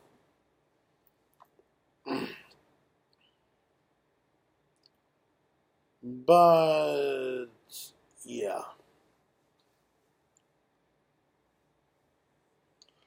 Whereas with the judges, though, while Batman will be one of the judges in both the Lego and Funko editions, the other two, in the Lego version would have been Wildstyle and Gandalf, since they were both included in the starter pack alongside with Batman. Whereas, for the Funko version, it would have been two other DC superheroes consisting of Superman and Wonder Woman, since DC Comics is highly represented in Lego Dimensions. So obviously would have made sense in this case, on my part, but yeah. And also, another thing is AzuchiGuardian also lied about when he stated that, that I was the one ruining everything. Technically, I'm not. Don't look at me as AzuchiGuardian. I'm not the one ruining everything. You're the one ruining everything. You're the evil Mickey Evilson. Why all this drama occurred, you know? But, yeah. And then, of course, another thing he also lied about when he stated that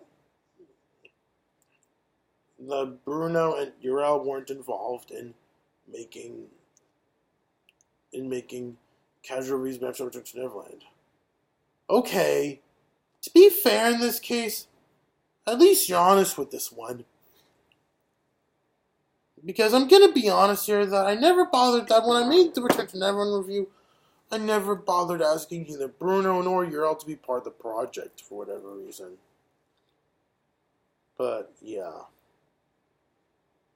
So, when speaking about Uriel, funny enough, I did try to ask him after I stopped seeing that to be my new editor. But for whatever reason, that sadly never came to be. By the way, before I get into the next topic, I almost forgot to mention that I'm sure all of you are probably going to be asking me, have yet to be asking me at this point, what happened to the other guys I've hired? The other 3 guys I've hired to be my editor. Now, after Nicholas Sentra, I did receive interest from someone by the name of Ethan Brown, whom I will say rightfully quit, and I'm going to be honest with you, that out of all the people whom I've had considered to be my editor, I feel so happy that Ethan Brown left the editor's chair for Casual Reviews of bearRimshot. At least hear me out, why? When it comes to Ethan Brown, when you guys get to know him on a personal level, you realize what a bad person he is, you know? He did a lot of controversial things. Like, what kind of controversial things, you may ask? Well, let's just say, one thing about Ethan that really did bug me for a while would be, ever since when Ethan and I were both still residents in Chris, Ethan would have his moments where he would go flat out slander this fanboy of mine, another thing considered. And let's be honest here, the only reason why Ethan would go slander this fanboy of mine, let alone go libel on me, go libel on this particular fanboy, is considering of how, as you can see about this person, well, he is one of those Epic Battles fans who not only support the idea of a lot of cartoon characters present, you know the saying animations for kids, which in fact it's not, but also you have a lot of Disney characters present, and at the same time, you also have some early childhood-oriented characters. Now, with all the Disney characters and early childhood-oriented characters present in Epic Battles, you definitely do need to understand why. Now, with the case of Disney, this is a family company, not a children's company. This is not for kids. This is not PBS. This is not Barney. It's Disney. Disney's for all ages, for crying out loud, Hell, it is worth noting that Disney, the Walt Disney Company in general, already carries such a long history in doing crossovers by making movies such as Who Framed Roger Rabbit, Wreck-It Ralph, and made Mickey's Christmas Carol, as well as made House of Mouse. TV shows like House of Mouse made short films like Mickey's Christmas Carol, as well as did crossover episodes with TV shows such as Lilo and Stitch series and Phineas and Ferb and Hercules, and did crossover games such as Kingdom Hearts, Epic Mickey, and Disney Infinity, and even one game featuring the likenesses of Disney Tsum Tsums. Whereas with the case of early childhood-oriented characters, surely you can find this stereotype of how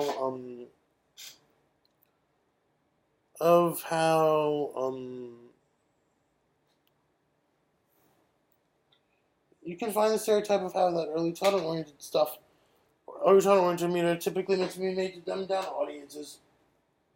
However, you might as well be surprised to learn that is not actually true.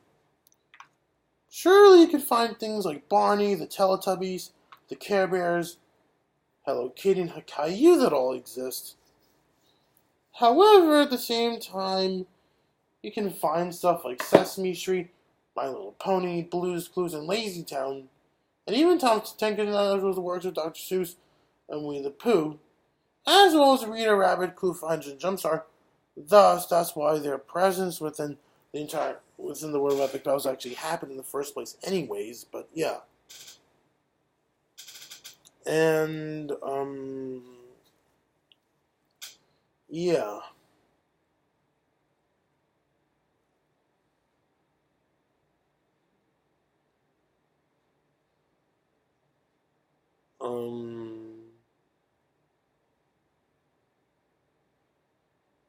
But yeah, that's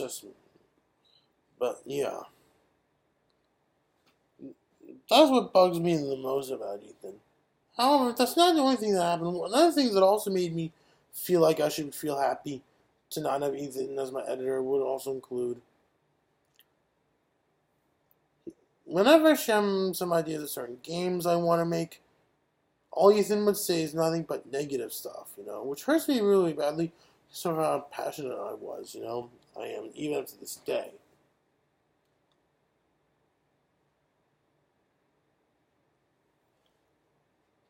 However,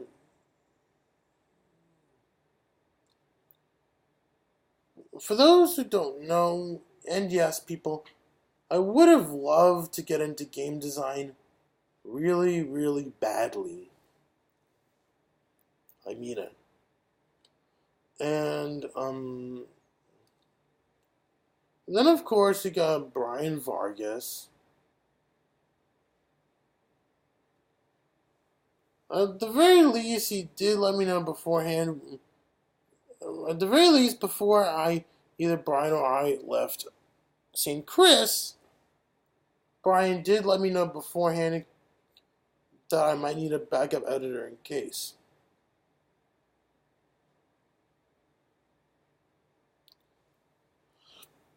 So yeah, after Brian Vargas told me that I'd be need for a backup editor, this is the moment where I'd be on the search for finding someone who was willing to be on my editor. Fortunately for me, I already got one who was willing to be my editor.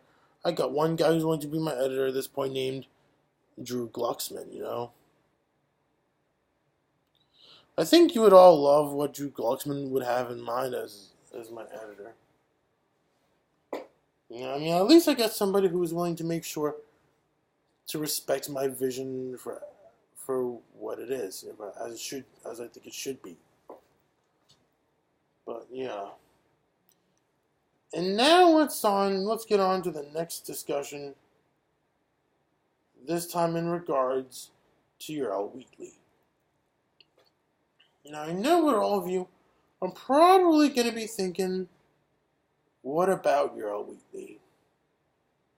Now I'm sure if you guys saw my last update vlog, you'll notice that I didn't even bother bringing up Uriel Wheatley at all when I stated once again that I've been moved on from AzuchiGuardian, you know. Now, all of you probably, I'm pretty sure some of you are probably going to be wondering, why didn't I bring up Uriel Wheatley this time? Now, that's a great question. Well, if I can be very honest on what happened between me and Uriel, well, let's just say Uriel and I are no longer friends. What happened, you guys may ask? Well, let's just say he was being a bigger nut job to be around. What makes Uriel bigger? Nut job, you may ask? Well, let's just say, when I've lost my friendship with Uriel, it all came down to the following reasons. The first, or should I say, the biggest one for me being AzuchiGuardian. And yes, people, AzuchiGuardian is evil, make evils, and why Uriel doesn't want to be my friend anymore. How can you, AzuchiGuardian negatively impact my relationship with Uriel? Well, let's just say AzuchiGuardian would say, AzuchiGuardian, let's just say, how can I put this? I know it's on the tip of my tongue. Oh yeah, right. AzuchiGuardian would go regularly bug me to no end when he feels like it on his part. That's why Uriel doesn't want to be my friend anymore. Even getting overly obsessed with his past. Getting all sentimental towards me in a very creepy manner, as I mentioned before. Yeah. You know, let's be honest here. For what AzuchiGuardian feels like doing to me, it's just flat out creepy, you know? However, also, another factor that makes AzuchiGuardian deserve all the blame for ruining my friendship with Uriel would include having to long invade my creative life. Not just including casual reviews of bearRimshot, but also including epic battles and steamed hams. Both of which I also do as well. All of which I do as well. Now I'm going to be honest here. For what AzuchiGuardian is doing in regards to casual reviews of bearRimshot, he should be guilty about, let alone ashamed. Whereas when doing things, when dressing him in epic battles, well, don't take it all on AzuchiGuardian of how he can be in epic battles personally. But let's just say my good friend Dante did actually once think to himself that it would have been a great idea to not just have AzuchiGuardian be the main villain of epic battles in both Epic Battles 4 and Epic Battles 5, but also have the entire epic battle saga close off with AzuchiGuardian being killed off, you know? Which I can see why a lot of people may not like that about the Epic Battles franchise, up to the point that it even would even warrant Dante to make an Epic Battles 6, which is currently in the making right now, but yeah. And, yeah.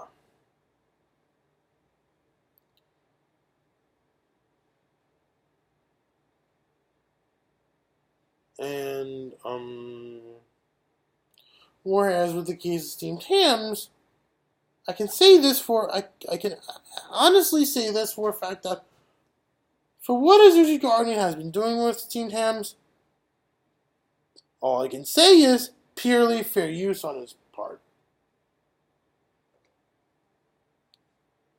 I mean, when AzuchiGuardian decided to do his own steamed ham dub, he only did it just because he felt like it, from my understanding. He quote-unquote felt like it. At least he didn't bother hurting anyone in particular. Not even me nor any of my affiliates. Not even Nicholas Centra, not even Rousey. Nor even any of the voice actors I've rightfully hired for all my steamed ham dubs. Because I'm going to be honest with you all when I say this, that when I do make my own steamed ham dubs, I tend to work really, really hard on those kind of things to make sure that you guys are still getting the best entertainment while you guys waiting for, say, the next casual reviews of bearRimshot to be made. And yes, people, you can expect a lot more casual reviews of bearRimshot episodes being made, and I need it.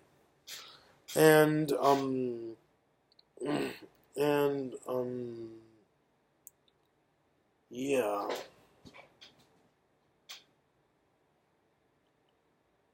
When addressing the rise of steamed hams, unlike with, say, casual reviews of bearRimshot, steamed hams in general I do not claim nor own rights to at all. When addressing the rights of steamed hams, since this is something from The Simpsons we're talking about, it would have been owned by both Disney and Fox. It would have been owned by Fox, which is now owned by Disney. And since this is parodies we're talking about, it would have been purely fair use of not just what AzuchiGuardian has been doing to steamed hams, but also what I've been personally doing as well. But, yeah. However, AzuchiGuardian is not the only person to blame for ruining my friendship with Uriel Wheatley. Of course, you have several Animat fans.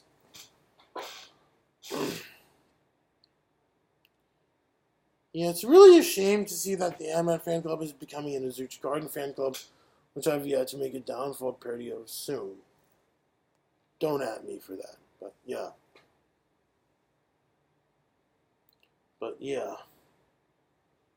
How can the Animat fan base ruin my friendship with you all? It's not necessarily me being an Animat fan per se, but rather there have been those Animat fans who want to be like AzuchiGuardian. People like Kaleb Korger, for example, Alexander Morabella, Chrissy Trotta, and Mia Ray, who all want to be like AzuchiGuardian in a nutshell. And then, of course, you got Mike Janik, aka Mike Mixtape. How can he ruin my friendship with Uriel Wheatley? Well, let's just say, like, despite having to claim that he hates AzuchiGuardian, at the same time, he does have his moments where he is trying to hide the fact that Mike Janik, he's trying to hide the fact that Mike Janik, aka Mike Mixtape, does actually support AzuchiGuardian's idiocy, which, let's be honest here, the only reason why Mike Janik would believe what people like Kaleb and Chris have to say about me, all what people like, say, Kaleb Korger and Chrissy Trotta would want to do with Mike Janik is get him to the appreciation of AzuchiGuardian. Like what Kaleb Korger would also do to Chrissy Trotta, of course, as you can tell. As well as like what he also did to Aaron Adolfo and Catherine Lesion. What Kaleb Korger did to these people, he would go make them he would get them to the appreciation of AzuchiGuardian. That's what he wants to do, but yeah. But in all seriousness, yeah. And that's how I was given the hint that Mike Janik can potentially interview AzuchiGuardian. And no, Mike Janik, I don't want you to interview. I never said that I wanted you to interview AzuchiGuardian at all. In fact, I think the idea of doing an interview on AzuchiGuardian is such a horrible idea to begin with. If you want to do more interviews, do not interview AzuchiGuardian.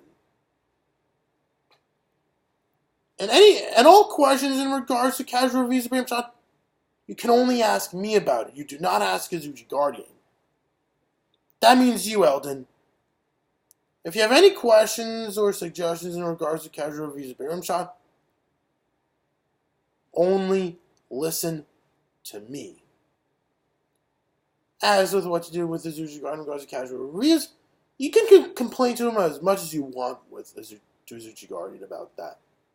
Whereas any questions or suggestions should all go to me. And then, of course, you got Morgan Ledger. And you may be wondering, how can Morgan Ledger ruin my friendship with Uriel Wheatley? And no, it's not the fact that I'm a fan of his work, but rather, well, Morgan, he liked my mixtape as well as with Kaleb Korger, as well as Alexander Marbella, as well as Christy Trott and Mia Ray. Morgan can be supportive towards AzuchiGuardian as you see what he wants to be. Yeah, despite having to think about what people like Ethan Brown and Mr. Harden would have said about AzuchiGuardian, at the same time, ironically enough, Morgan Ledger would most certainly do anything to treat AzuchiGuardian like he's his conscience. Like as if AzuchiGuardian was Morgan's Jiminy Cricket in a nutshell. You now go to something like this to AzuchiGuardian, even when he claims that he doesn't, but also, the same crap also happened with this one obnoxious social guy I once had back in high school named Mr. Ben. And that's what bugs me about Morgan Ledger these days. He not only has no understanding for people with disabilities, but also he has no understanding for people with diabetes. He has no understanding for people with, people who want privacy. Yeah. And Morgan, whenever he thinks about me, he would only want to be around people who like to bully me, who think bullying is a great idea, And the people that Morgan would go spend time with, he'd much rather spend time with those who like to bully me, like Mr. Ben and AzuchiGuardian, for example. He should go to hell for that, But yeah. And then, of course, you got the entire Epic Battles community. Now, from my understanding of how people throughout the entire Epic Battles community can rightfully deserve the blame for ruining my friendship with Uriel, for what people like Dante would do to AzuchiGuardian would have been the polar opposite of what, say, people like Kaleb Korger and Mia Ray would do. How is that entirely possible? Just imagine AzuchiGuardian making a mistake so wrongfully bad for him to do. As you guys can see, Kaleb Korger and Mia Ray would both go defend AzuchiGuardian, treat him like a god, Whereas, with the case of, say, Dante, he would go mock AzuchiGuardian for his mistakes, In fact, there's this one mistake AzuchiGuardian made in real life that was so bad of him to do that it resulted in him to get mocked for that, Now, this annoying stereotype where all bronies are gay? Yeah. You can tell Dante is not happy about how AzuchiGuardian has been treating bronies in general. And then, of course, you have the entire Smash community. How can the entire Smash community negatively impact my friendship with, say,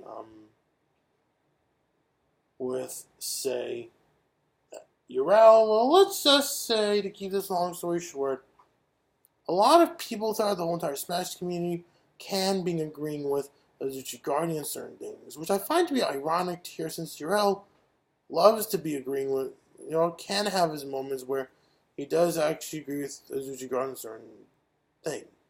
But yeah. Now, I'm not saying you can never agree with AzuchiGuardian on a particular thing. Just note it's fine you don't like My Little Pony and all, and it's fine you don't like the idea of Rita Rabbit and Smash.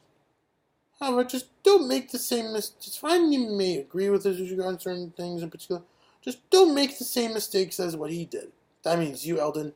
And that most certainly means you, Kaleb Korger. As most certainly you means you, Mia Ray, as well as you, as if you're a fan of either Ant-Man or Mr. Coat. Yeah.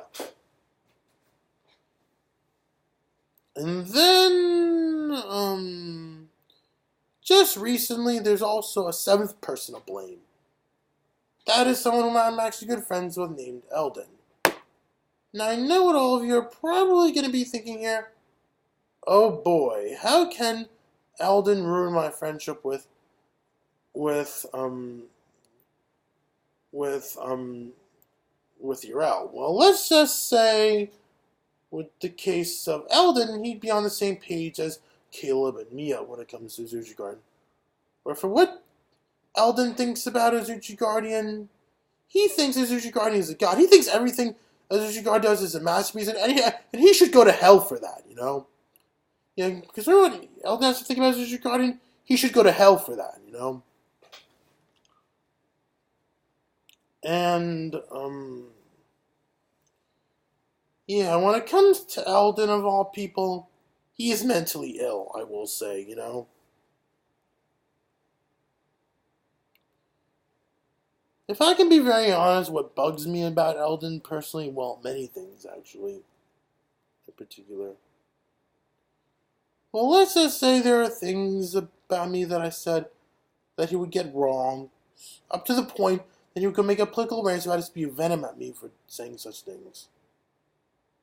Like, for example, one thing in particular would include when I go claim that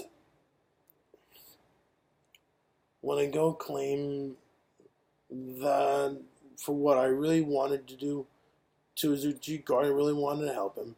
And you've heard all this, right, people?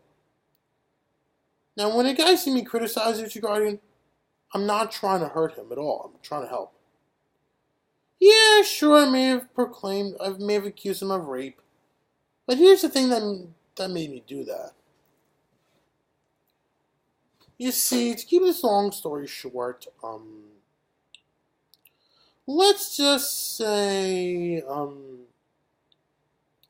if I can be very honest with you, where I got the idea that AzuchiGuardian would still rightfully be considered as an asexual predator even up to this day, here are the following things that makes him be so.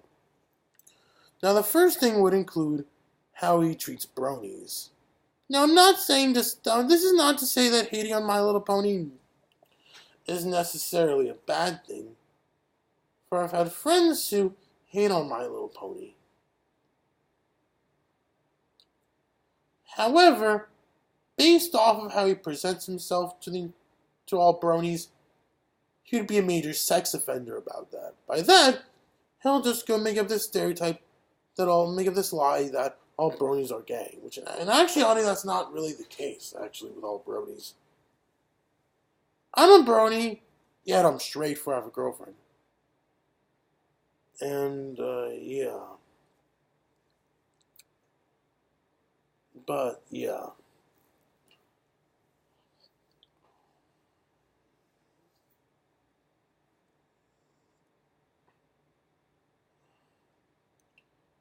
And yeah, not only can you find bronies who have girlfriends, but also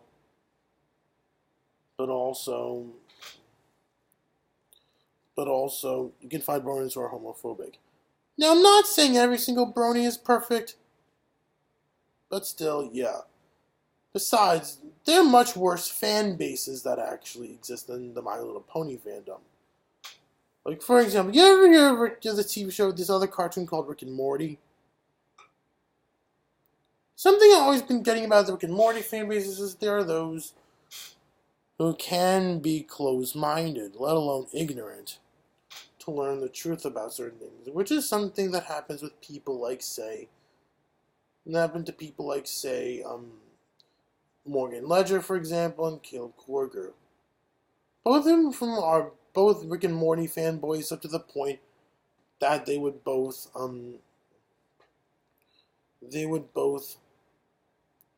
go, they would both go, they would both get really all ignorant with people like me. Learning the truth. And for Kaleb and Morgan wanted to do, they would both those two people plus Mike Mixon and Emil all only want to watch AzuchiGuardian more so than others, you know. So you can tell Kaleb and Morgan and Mia all betrayed Animat. But I'm just saying. Then of course you got Steven Universe. I couldn't talk about toxic fan bases without mentioning Steven Universe, since, well, there's a story I always hear about of how that there's this person within the Steven Universe fan base who requested to do a drawing that would have made one character from the show out of character. And then of course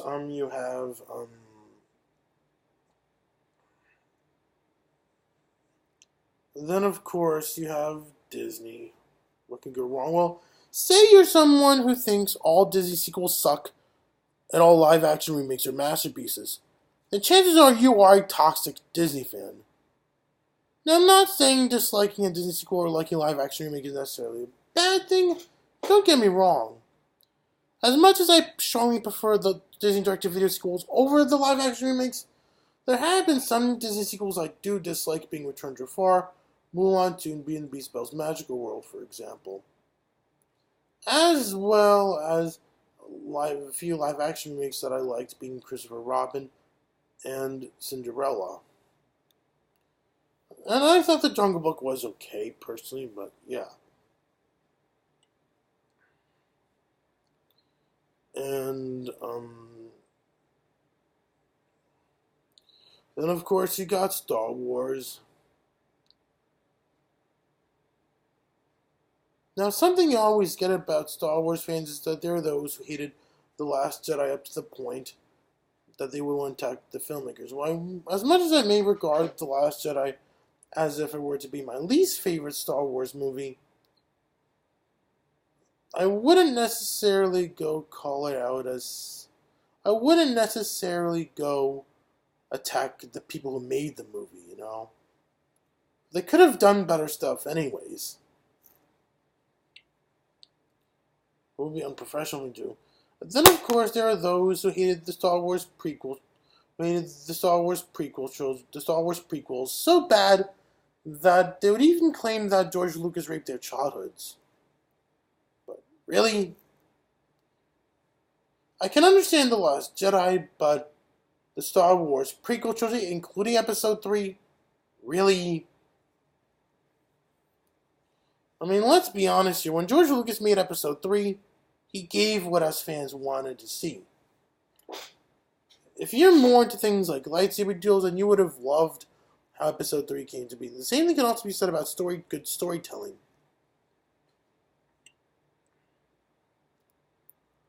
But, yeah.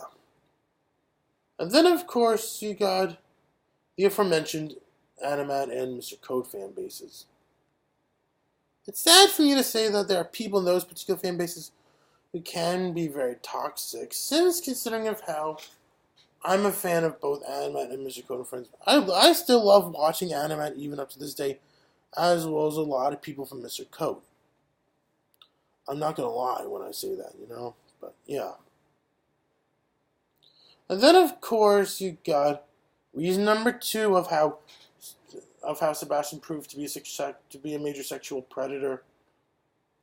How he responded for me when, how he reacted for me personally, how he felt for me when Animat refused to include Return to Neverland in his top 10 best animated sequels countdown, and Human refused to include I'll Try in his top 11 songs in territory animated feature countdown. Which I'm gonna be honest here. As much as I admire Return to Neverland for what it is, I actually don't mind if people dislike Return to Neverland. If you don't like Return to Neverland, that's perfectly fine. I respect your opinion. But that's just me. But, yeah. And that is one of the key reasons why I don't want to affiliate with AzuchiGuardian anymore, you know? he loves doing sexual things. Speaking of which, then you got he's number 3, Victor Chung. For those who don't know, years ago, Victor Chung did a video talking about AzuchiGuardian did a video with both Tim Singleton, aka Tim, and Victor Chung years ago. And oh boy, did that ruin the friendship between AzuchiGuardian and Victor Chung. Considering of half for what AzuchiGuardian would do to Victor Chung, he would go betray Victor Chung as if he was naked while still wearing a bathing suit. That is just sick, you know. Now you guys can see how AzuchiGuardian can rightfully be considered a sexual predator. Even you, Eldon, you should know that too, you know. Not sure if you know who Victor Chung is, but I will honestly say this, that I'm actually good friends with him. In fact, I go way back with him, actually. Ever since when I was still in high school. But, yeah.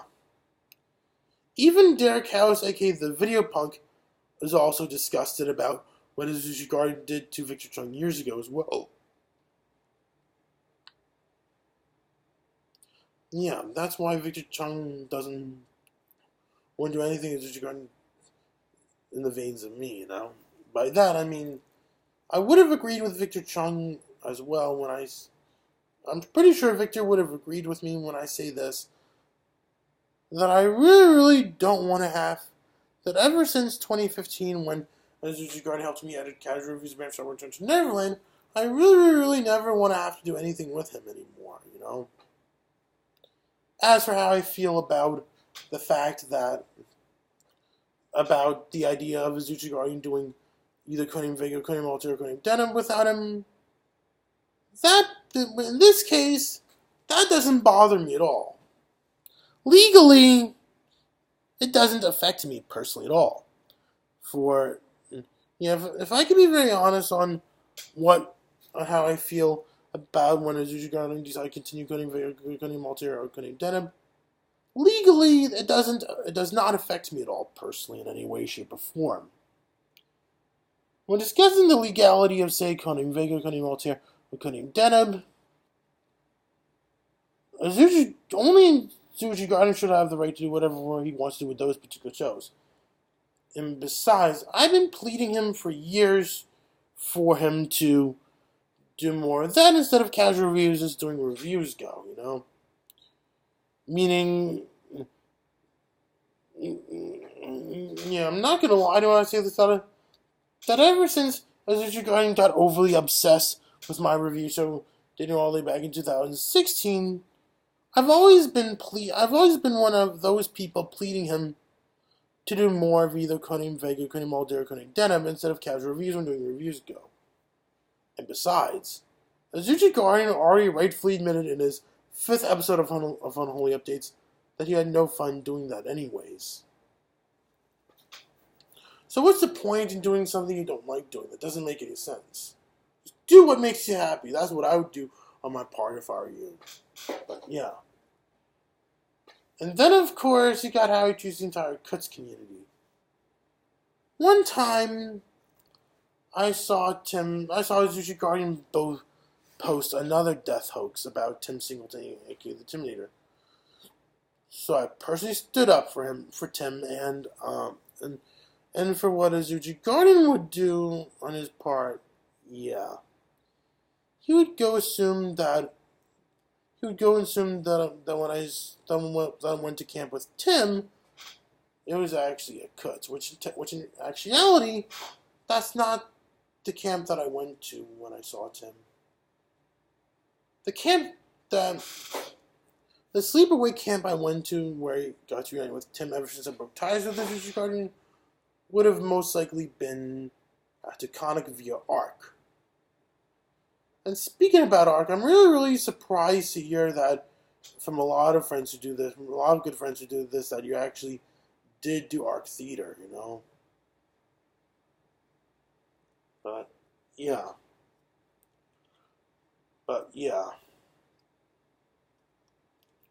Yeah, when I see Tim nowadays, I only see him via ARC programs, typically speaking.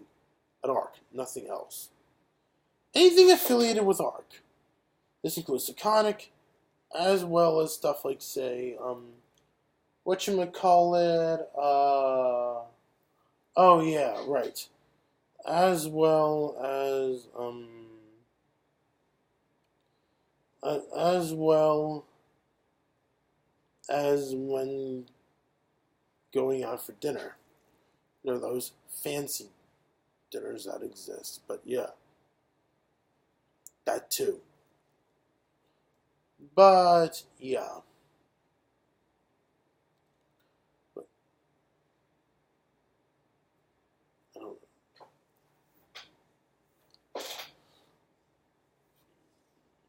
but yeah. And when AzuchiGuardian brought up, felt like bringing up cuts, he called it cuts. Which, for what is AzuchiGuardian doing to the entire cuts? He's calling cuts a.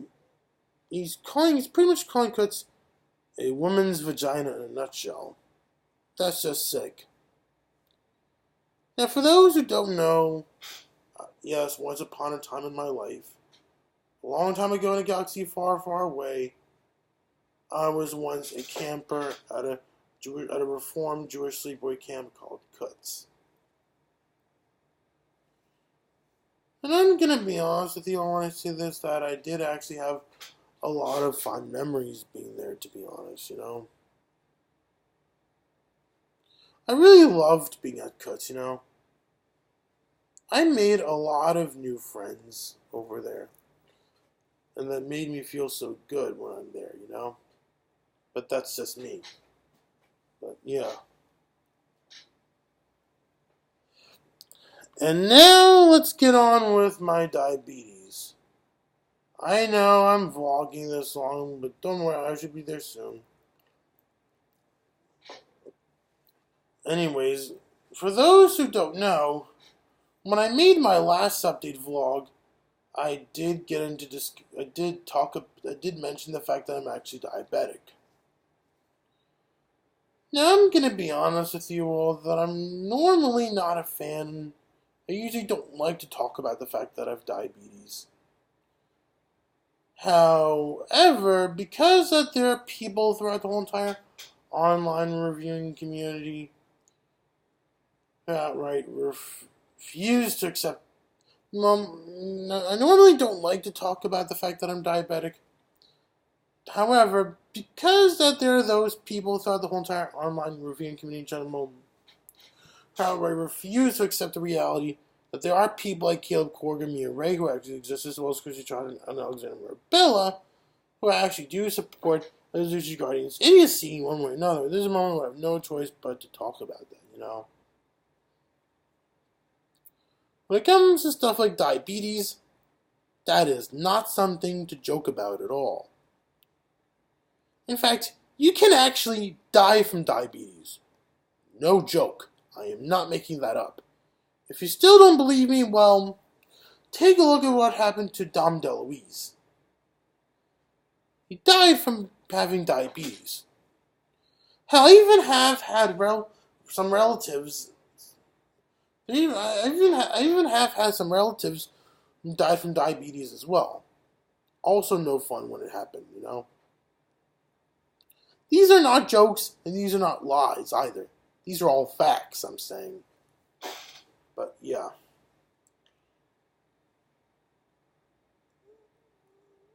And now let's get on to the long-awaited discussion in regards. And now let's get into the long-awaited discussion in regards to the Donald Trump of the Animat fanbase himself, Kaleb Korger. Oh yes, people, I'm going there. I'm now going to finally be able to discuss the Donald Trump of the Animat fanbase himself, Kaleb Korger. Now, for those who don't know who I'm talking about, Kaleb is this one Animat fanboy who exists. And let me tell you, he is a prime example of what makes someone a toxic fan, you know? And if I can be very honest, what went wrong between... If I can be very honest of how I've lost my respect for Kaleb, okay, it all started way back in 2011 while I was still in middle school. While I was still in 9th grade. Anyways, I come to notice, there are these, I remember being as a diehard fan of Animat, I would sometimes go on the Animation Look Back Facebook page to check to see what's new with Animation Look Back. Or Animat in general, at the very least. And something I also come to notice along the way is that there are all those other people out there who are actually passionate about. There are all those other Animat fans on social media who are just equally as passionate about Animat as I am, you know? And one of those people would include Kaleb Korger. And,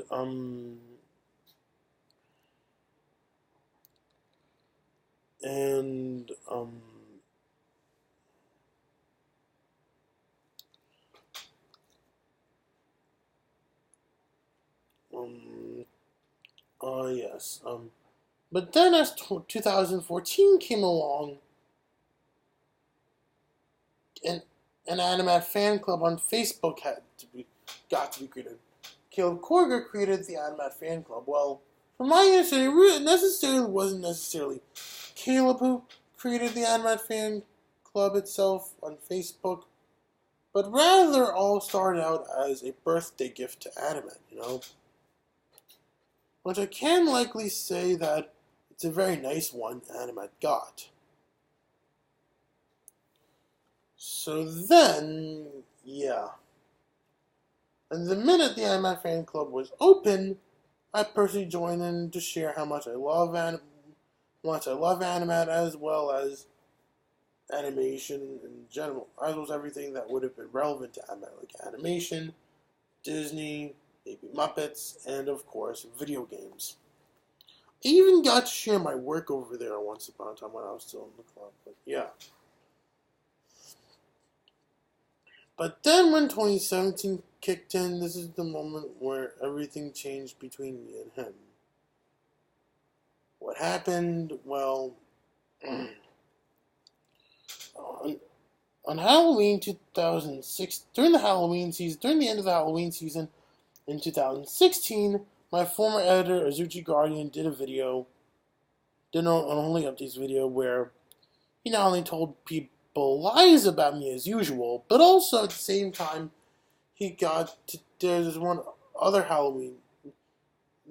out of those Halloween tricks he committed. Now, during the Halloween season in 2016, taking a look back at Halloween 2016, I received a lot of Halloween tricks coming from AzuchiGuardian. And one of those Halloween tricks AzuchiGuardian wrongfully committed would include one where, say, AzuchiGuardian did wrongfully belittle Jaime so badly that once I was able to get in touch with Jaime, since then I was able to report AzuchiGuardian to Jaime. Then what happened? Well, let's just say Mike Mixtape threw daggers at me. He literally attacked me for allowing what AzuchiGuardian doing to Jaime. So then I tried reporting Mike Janik to the admins of the Animat and Mr. Code fan clubs. What happened? Well, I've talked to a lot of people about who personally knew Mike Janik. What did they do? Well, not everyone listened. Everyone refused to listen to me, and that's just sad because bullying is never okay, you know. And when Kaleb Korger wrongfully banned me from the Animat fan club, he would claim that he would kick me out of the Animat fan club for the two following reasons. One, that I was lying about Mike Mixtape, and two, I was stalking Morgan Ledger. both of which came out to be false, actually. Hear me out why. Let's be honest with you. The only reason why Kaleb would think that I was lying about Mike Mixtape, you can tell Kaleb is so overly obsessed with Mike Mixtape. You can tell what a big fan Mike Mixtape fanboy came out to be. Well, as I mentioned before, Kaleb would rightfully be considered as a prime example of a toxic fan, That's what he is not only in regards to Animat, but also in regards to Mike Mixtape as well, He thinks everything Mike Mixtape does is a masterpiece just because he's able to do good things in life. But no. Mike Janik also did a lot of bad things as well. And of course, you all might be surprised to learn that in regards to this one time in particular, I claimed he attacked me. Let me tell you all for a fact that it really wasn't the only time when he attacked me. In fact, there have been numerous times when Mike Janik felt like attacking me, for no reason.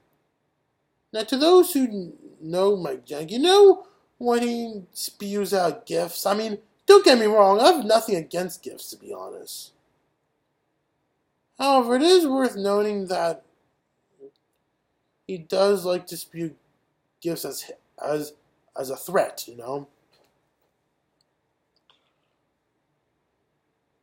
And this is exactly why people like Morgan, Hamitude, and Jada, and others would all lose respect for Mike Janik, Considering how he's been treating me in real life, as well.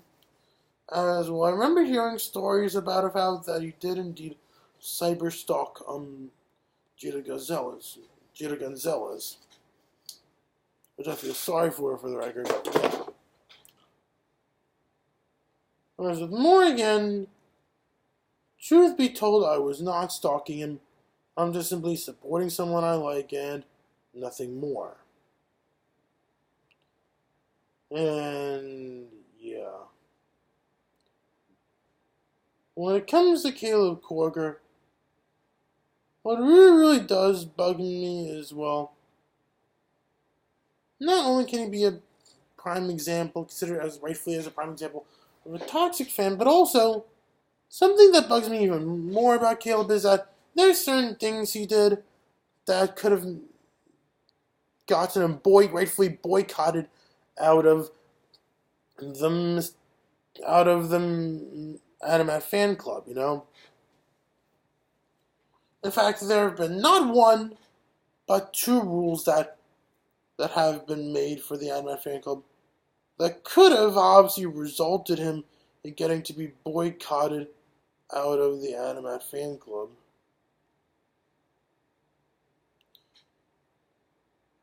If you guys are curious which rules could Kaleb obviously have violated, despite the fact that he may be in charge of the fan club, well, there are actually not one, but two rules Kaleb obviously violated, actually.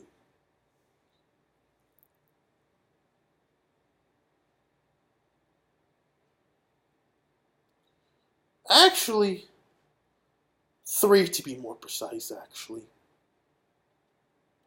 Now, the first rule Kaleb violated would be number 2, being harassment.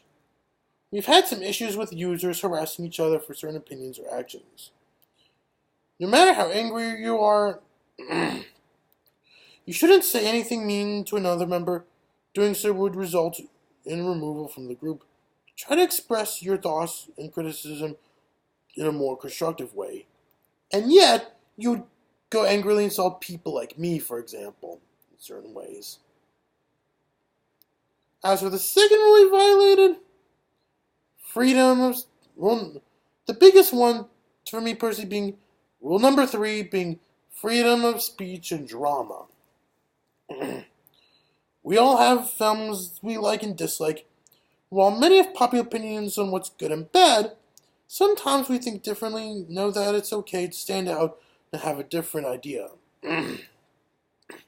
More importantly, do not put others down for what they think. Remember, if it's something that they're passionate about, it means a lot to them, And it would seriously hurt them if you said it was a problem. We try to make this fan club a safe haven for expressing yourself. And you can help too by letting others do so. Also, please try to keep things peaceful. Stirring up arguments leads to more work for the admins, people getting banned, and just overall unpleasant chaos. Okay then. So you say that you're trying to create this so-called quote-unquote safe haven. And yet, at the same time, you would go stir up drama about me, People like me, for example, And this is the problem I have with you, Kaleb, because, see, the really thing that bugs me about you, Kaleb, is that you say that people is entitled to have different tastes, and yet, when addressing things like YouTube celebrities, it's hard for you to deal with, say, people have different opinions on certain YouTube celebrities. Now I can understand. Now I get how you feel about it. Now I can see how you feel about Animat. I'm not gonna blame you for loving Animat. I love Animat too, However, just imagine someone who doesn't like Animat or doesn't like making mixtape. Or at the very least, just imagine there's someone out there like Yoshi Player, for example. Just imagine you have someone like, say, Yoshi Player, for example. And for what I wanted to do to make mixtape, I was not going to do like what Chrissy Trotter did to Animat at all. Instead, I was trying to do more, I was trying to be more on par like how Yoshi Play would have. For what I really wanted to do to both make mixtape and Morgan Ledger, I'm trying to be another Yoshi Player when it comes to that, If you get what I mean. But yeah. If you don't understand what I mean, when you say that we all have, you say that it's okay to stand out and have a different idea, well, that should also apply for YouTube celebrities as well. This is why I feel you should be rightfully banned from the Anime Fan Club for yourself, Kaleb, because this is why Kaleb Korger should be boycotted from the Anime Fan Club, considering of how he is when people have different opinions on certain YouTube celebrities. Yeah. Not only did he do something like this to me personally, but also he did the same crap to someone by the name of Tim Johnson, who came across as someone who doesn't like anime anymore.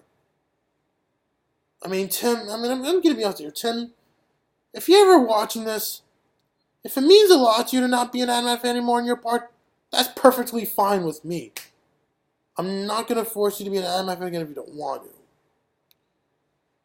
Just don't be another Chrissy Trotter, please, But in all seriousness, from my understanding what Tim Johnson is doing on his part, or how he's been treating anime these days, this is not like what happened with Chrissy Trotter at all. I can say that for a fact. And then this third rule that Kaleb broke would be fake news. Articles from Breitbart, InfoWars, or any other far-right-wing conspiracy sites are not allowed in this group. If you break this rule, you'll be muted for 24 hours. Please do some research on Google before you share the article. Okay. That's also another bigger problem I have. Now, as you guys can see, not just what Kaleb has to say, but also what Mia has to say, that makes them rightfully deserve to be. What makes not just Kaleb just rightfully deserving to be boycotted from the Anime Fan Club, but also Mia Ray as well, is that, with Kaleb, not only does he already give out issues to say when people have different opinions on certain things, mainly YouTube celebrities, but also, from what you guys read, from what you guys read from Kaleb or Mia about me, you can tell they're both spread out false information.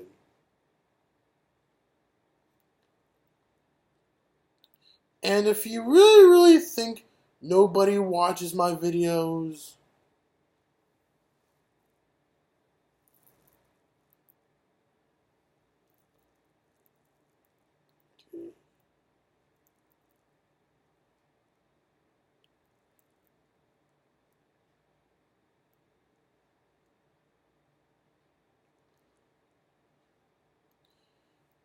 explain this. If that's not good enough, why don't you take a look at this? See, told you I got people support me. So screw you, Mia. See why I would always label you as a major AzuchiGuardian girl? This is what you think. You like to judge people just because they have a disability, you know? Which can likely make a really good reason why if Dante, you know, something, if Dante ever feel like, you know, which not only does give me a great idea, but also Dante, if he's watching this, that if Mia, I just knew from the get-go that if Mia Ray wanted to be an Epic Battles character, she would have been portrayed as if she was AzuchiGuardian's waifu. Actually, Mia could have been one out of two of AzuchiGuardian's waifus. The other one being Steph Felton. And if from what I'm hearing from people like Hamitu, Stevie Swigart, and like Mixtape is all true about Steph, well, I guess Steph must be heterophobic, obviously.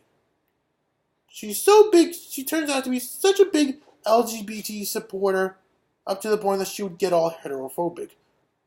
I mean, yeah, if it's not AzuchiGuardian that got her to block me on all social media sites, perhaps she's very heterophobic. How do I know that Steph is heterophobic? Well, let's just say she's a major LGBT supporter. Now, don't get me wrong, people. I honestly have nothing against people who support LGBT. Nor even people who are gay either. For both of my parents have had at least one friend who is gay. Even my Aunt Eileen's sister is also gay. I even have had friends in my life who are either gay or are supporters of LGBT. But still, yeah. Yeah, besides, if Steph really does think that I'm that homophobic just because I choose to be straight, well, I get it how much it means sort to be gay. However, there's nothing homophobic about me being proud of being straight. Just as long as I can agree not to hurt others. And yeah. Anyways, back onto my problem with Kaleb. Yeah. That's my issue with Kaleb Korger. There's also another issue.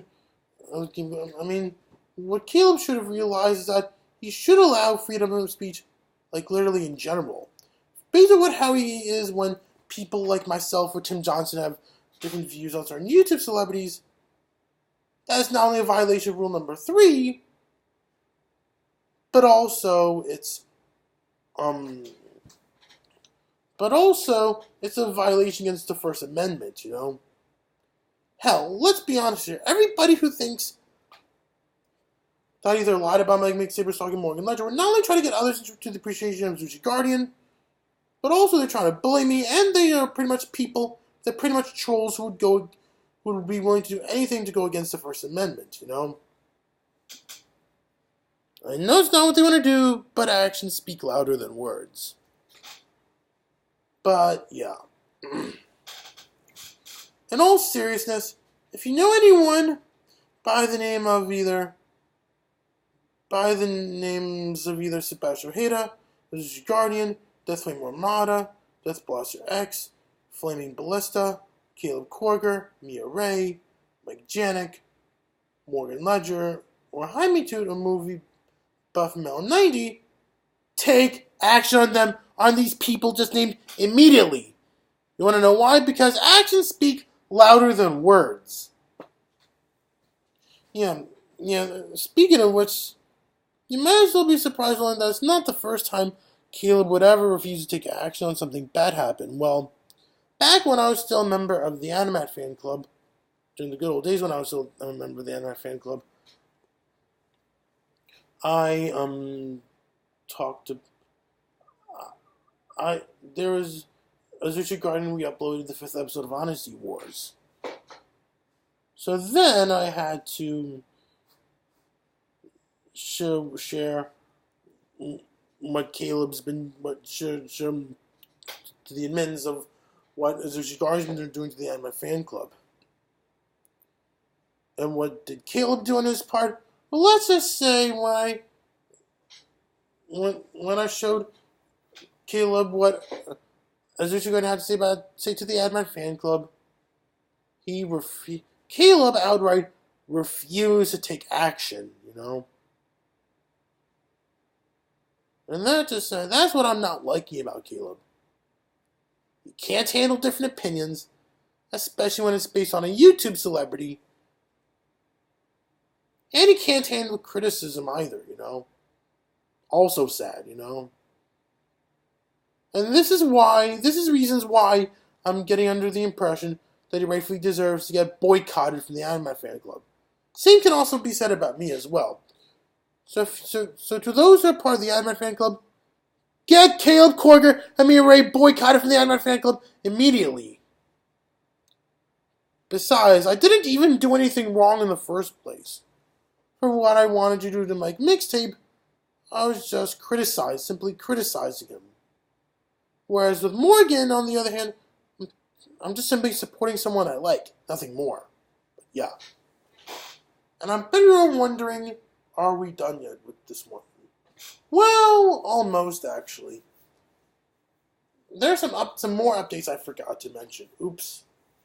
Is anyone wondering whether or not you guys can ever expect me to do any more special vlogs? Well, you guys can expect me to make E3, as well as D23 Expo and Super Smash Con.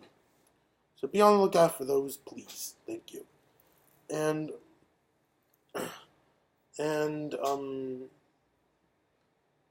yeah, and also, there's something else I wanted to talk about before I can finish up. That is this. Now, I'm pretty sure all of you are wondering, where the fridge did I get the idea that AzuchiGuardian would turn out to be someone who would go make certain videos just for the sake of money. You know, it happens all the time within the entertainment business. And there are others who do that. Remember Video Brinquito? They do things for the sake of money. So do Harvey Weinstein, as well as LJN and as well as EA, as well as shockingly Disney. And yeah, you finally reached to the end. I hope you all enjoy a nice rest of the summer. And keep on the lookout for more exciting videos. Bye.